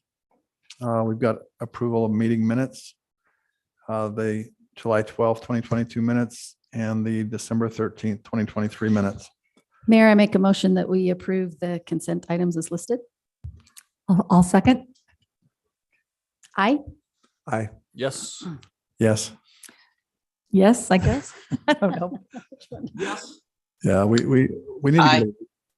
Oh, yes. I forgot to announce that there's a voice from heaven. So Dave Spencer is on from California tonight. He's out of town, but he's here. And then Tom. Is Tom here? For Tom. Yes, for Tom. Okay. All right. Mayor and Council, I'll just say that at least as we've kind of discussed internally, we don't feel like it's a important distinction on whether you use the term yes or I. Maybe for those that are listening to the recordings afterwards, it's slightly easier to understand when someone says yes, but it's not so important that you should hesitate or anything. Okay, so we should come to some sort of agreement to simplify everyone's life. Was there a big thing that changed that we were supposed to say yes? I don't know why the change. No, somebody said there was something that changed. Oh, here comes Steve. Steve? I'm not aware of anything. I think I was talking to Tess after the last meeting, and I think she may have heard that this came up at a city recorder training meeting, and I'm not sure if it was based on some understanding of the law or just for clarity or personal preference, what that was, but I know Dave Spencer wants to be like US Congress and say aye. Yeah, I mean, the US Congress, the legislature says aye, so I don't, it doesn't make, the federal Trump state, so. Okay, so I'm going to assign Lene to follow up on this and come to a consensus with everyone what it's going to be, and then it will be one thing. I will accept that challenge. Okay. All right, the consent items pass. We'll move on to the scheduled items. Item 9.1, Lene. Yeah, so this is an appointment to a commission that I serve on, our Library Advisory Commission. And I'd like to appoint Katrina Brittner. She's here, if she would please stand, to our Library Advisory Commission. I'm really excited to have Katrina be on this commission. She's a working mom who has enjoyed the great programs of the Orem Library for over 25 years. And I'm happy about the diversity that you're bringing to our commission. We need your point of view, and I'm also grateful for your sacrifice to serve. Thanks, Katrina. So I make a motion to appoint Katrina Brittner to the Library Advisory Commission. I'll second. Aye. Aye. Yes. Yes. Yes. Yes. Aye. Okay. We're a divided council tonight. Okay, that appointment passes. Next, we've got item 9.2, Jeff. So Dave Spencer and I serve on the Care Commission, and we would like to present Mary Schumacher. Mary, would you stand, please?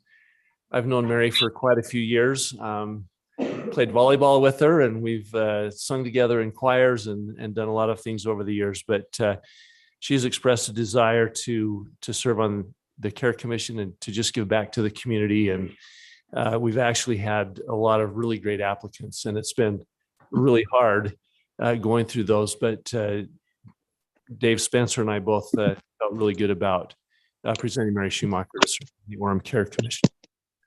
So I would like to move that we accept Mary Schumacher to serve on the Care Commission.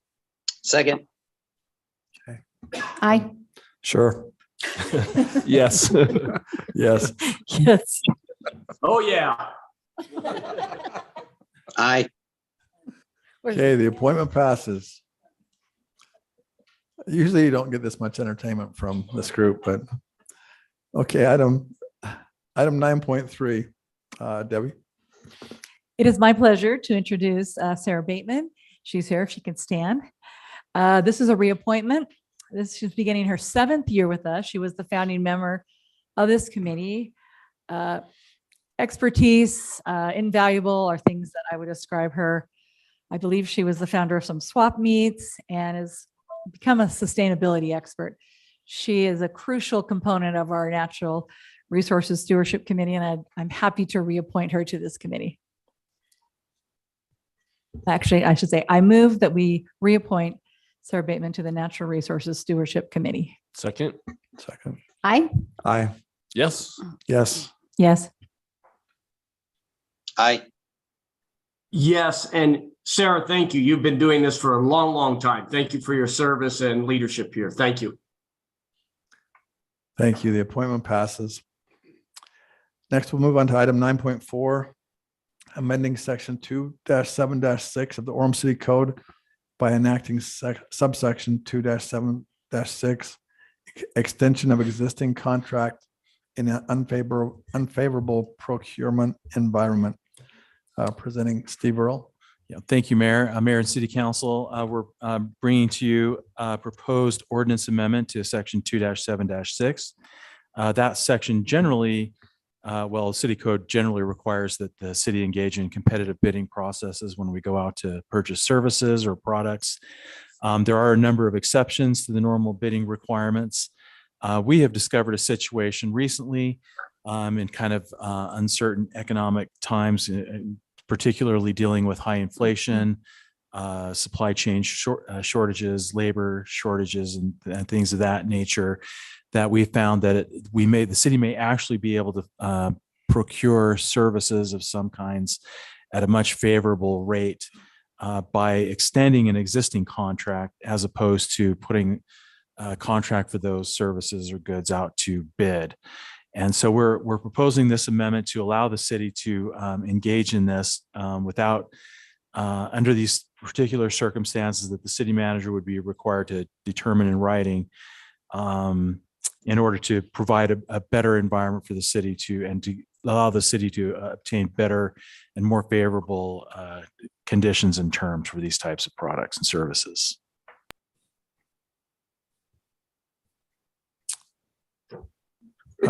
Debbie? So this thing in writing, would this be kept with the record if there was ever a question of to why we didn't open? It would be part of the permanent record, right? Yeah, it would be part of the record that and the city manager would make a determination of the specific circumstances that made it in the interest of the city to extend an existing contract as opposed to putting it out to Does it? bid. And I'm sorry, I didn't look at the actual language. Does it have to be inflation? Does it have to be labor? I mean, does it have to be one of those? It talks about unusual economic circumstances, and it mentions as examples inflation, labor shortage, and that sort of thing. So those are the conditions we anticipate would cause that. So if it wasn't one of those things, would you help him interpret or she a unusual economic situation? If it was something else, it could be something else, in other words, but okay. Yeah.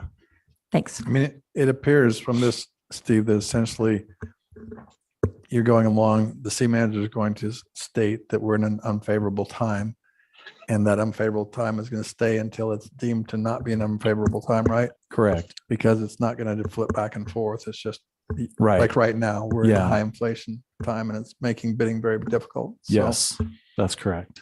So, I mean, the whole idea is just to give the city the best advantage possible when they're procuring services. Yeah. Part of the problem, for example, is if we wanted to bid a big contract of some sort, for example, and the people who are potentially bidding on that, they're trying to forecast their own costs, right? So they're looking at, if this is, say, for example, a 5-year or a 10-year contract, if they're forecasting 8% inflation and labor shortages during that high time, then they're going to give us a really high bid. Whereas if we have an existing contract and we're only talking about, say, extending that for a year or two, then they can say, well, those conditions are probably temporary and we can give you a better price than we would if we had to put this out to bid. Right. Do we have any questions on that? Somebody would like to make a motion on that? I can do that, I guess. I move that we amend section 2.7-6 of the Orem City Code by enacting subsection 2-7-6S, extension of existing contract in unfavorable procurement environment. I'll second that. Just to clarify, it was 275. It looks like an S, but it's a 5. Oh, okay. 2-7-6-5. No, 2-7. Maybe I said that Definitely wrong. looks like an S. It's actually creating a new subsection to 2-7-6. Sorry, I totally messed you up. My bad. You're right. It's S. Okay. Is it okay? Sorry, my bad. I totally messed you up. No, you're good. So moved. I'll second whatever that is. Aye. Aye. Yes. Yes. Yes. Okay, the ordinance passes. Aye. Yes. Oh, okay. The ordinance passes. Thank you. All right, moving on. We're going to have a public hearing on item 9.5, amending the Campus Drive residential parking permit area. Steve, would you like to lead that conversation? Yeah. So we had what we refer to as the Campus Drive parking permit area that was passed or enacted several years ago. And Jason's got up on the screen there, the area that was included in that parking permit area. You'll notice it's right adjacent to Orem High School. And back at the time this was adopted, the property, the Orem High School property, was being used in such a way that you were getting lots of cars parking next to the homes that you see shaded here in the map. And so the permit area was adopted to basically preserve the residents' ability to park in front of their own homes and on that street. Since the time of the creation of this district, the use of that Orem High School property has changed somewhat, such that the parking that was occurring on that street from the users of that property has diminished substantially to the point that most of the people or the occupants in that district now have asked that the district be removed or amended in such a way to take their properties out of the district so that it won't apply to them. However, the 4 properties on the bottom area, which Jason has shown here in the red highlighted area, they actually would like to still remain in that district. And so what we're proposing is that we just simply amend that parking district to remove everyone that was originally in the district except for those 4 properties you see shaded in red. So in other words, the 4 in red would like to remain in the district. Everybody else that was formerly in the district would like to be taken out of the district. So we're just proposing to amend it so that it now only includes those 4 properties. Now that might seem like a very small parking district, and it is, but there's actually another parking district that had been previously adopted by the council that goes up, I can't remember what it is, that 200, I can't see what the name of that street is, 200 South. So it actually connects to another existing parking district. So it's not really a standalone thing. It would really be contiguous with another parking district. So. Okay, Debbie, you had a question? So does this mean that we're just going to remove some signs that show that it's parking thing? And then if they have some sort of hang tag or sticker, they can remove it? Exactly. Okay. Yeah. And will it be delineated like these 4 homes? Here's where it starts, here's where it ends? So basically the resolution that it goes along with this will say that the parking district is basically the west side of camp. Let's see, is that right? The west side of Campus Drive adjacent to those 4 homes. That's the permitted parking area. So that's the area that would now be in the amended district. Would the general public know that here's where it starts, here's where it finishes? So they might have to move some signage a little bit to indicate this is where it starts and this is where it ends. Any other questions? Okay, we'd like to open this up for a public hearing in case anyone has any comments on this.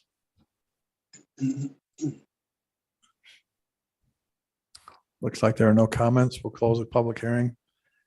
Would somebody like to make a motion on this?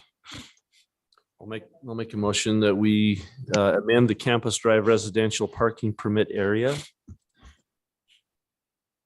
A second. I'll second it. Yes. Yes. Yes. Aye. Aye. Resolution passes. Aye. Yes. Oh my gosh. I'm sorry, you guys up in heaven. We just hear these voices, but we can't see anything. But thank you for your votes.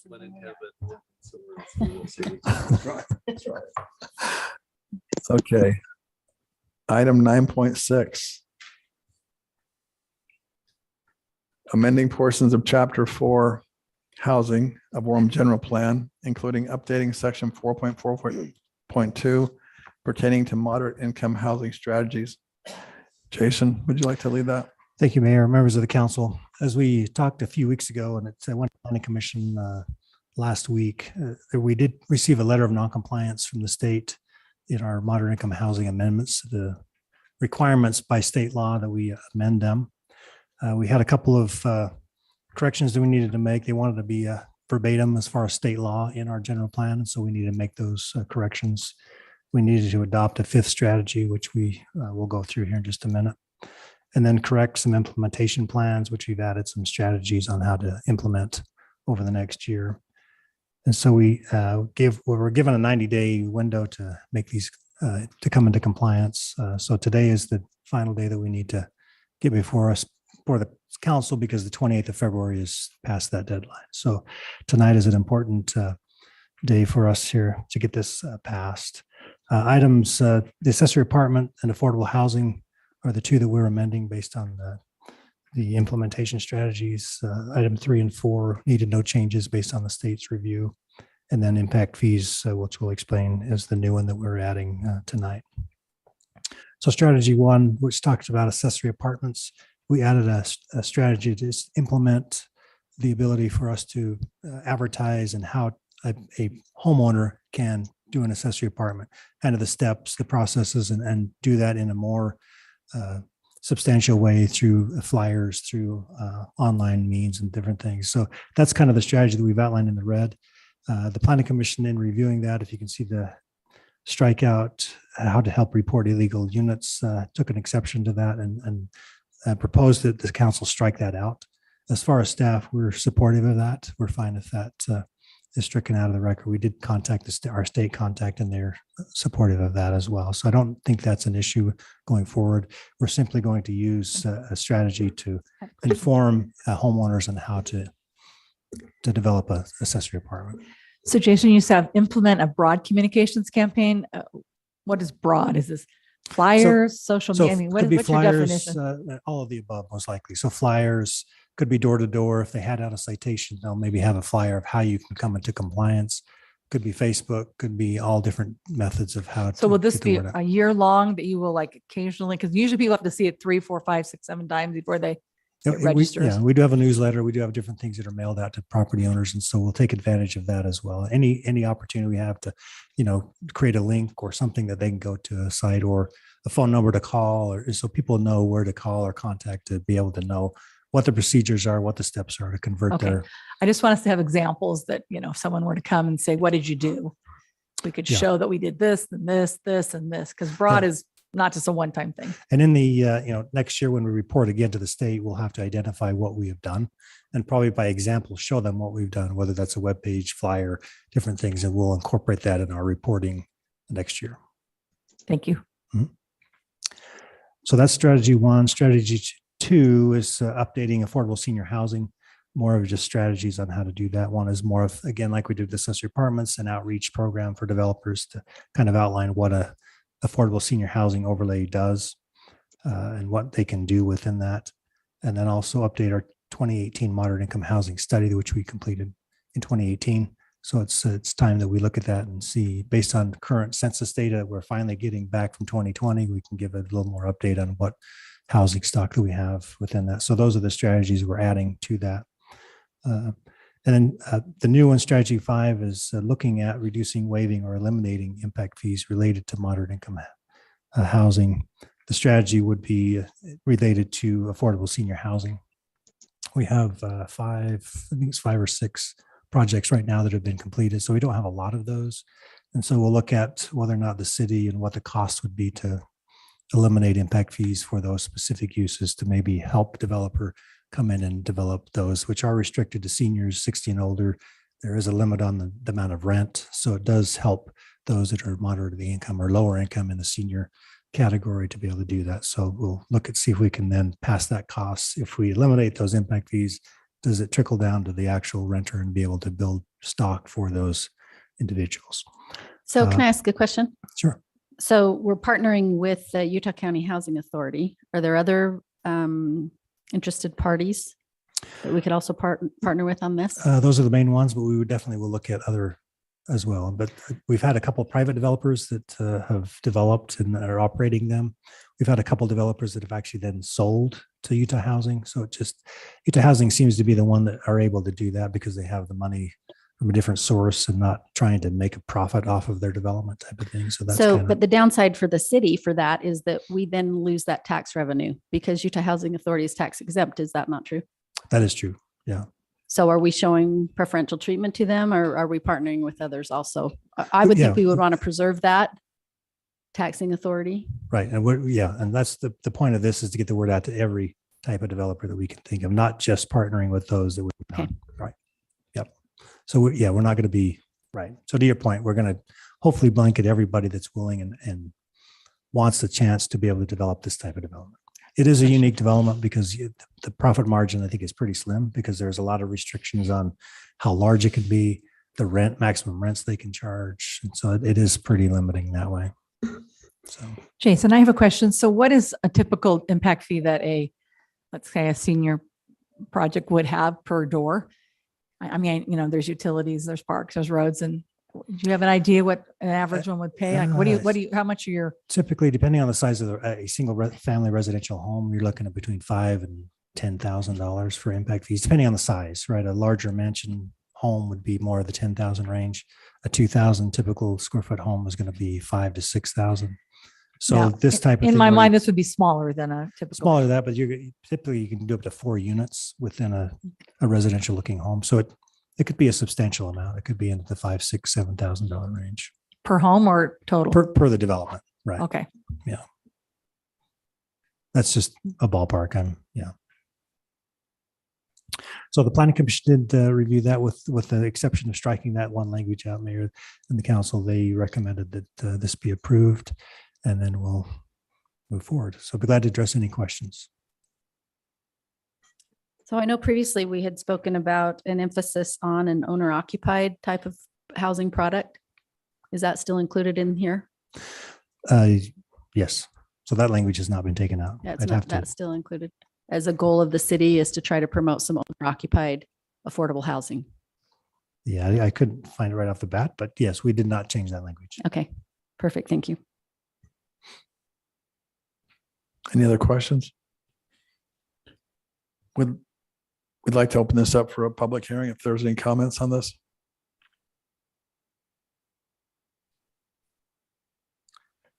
We'll close the public hearing.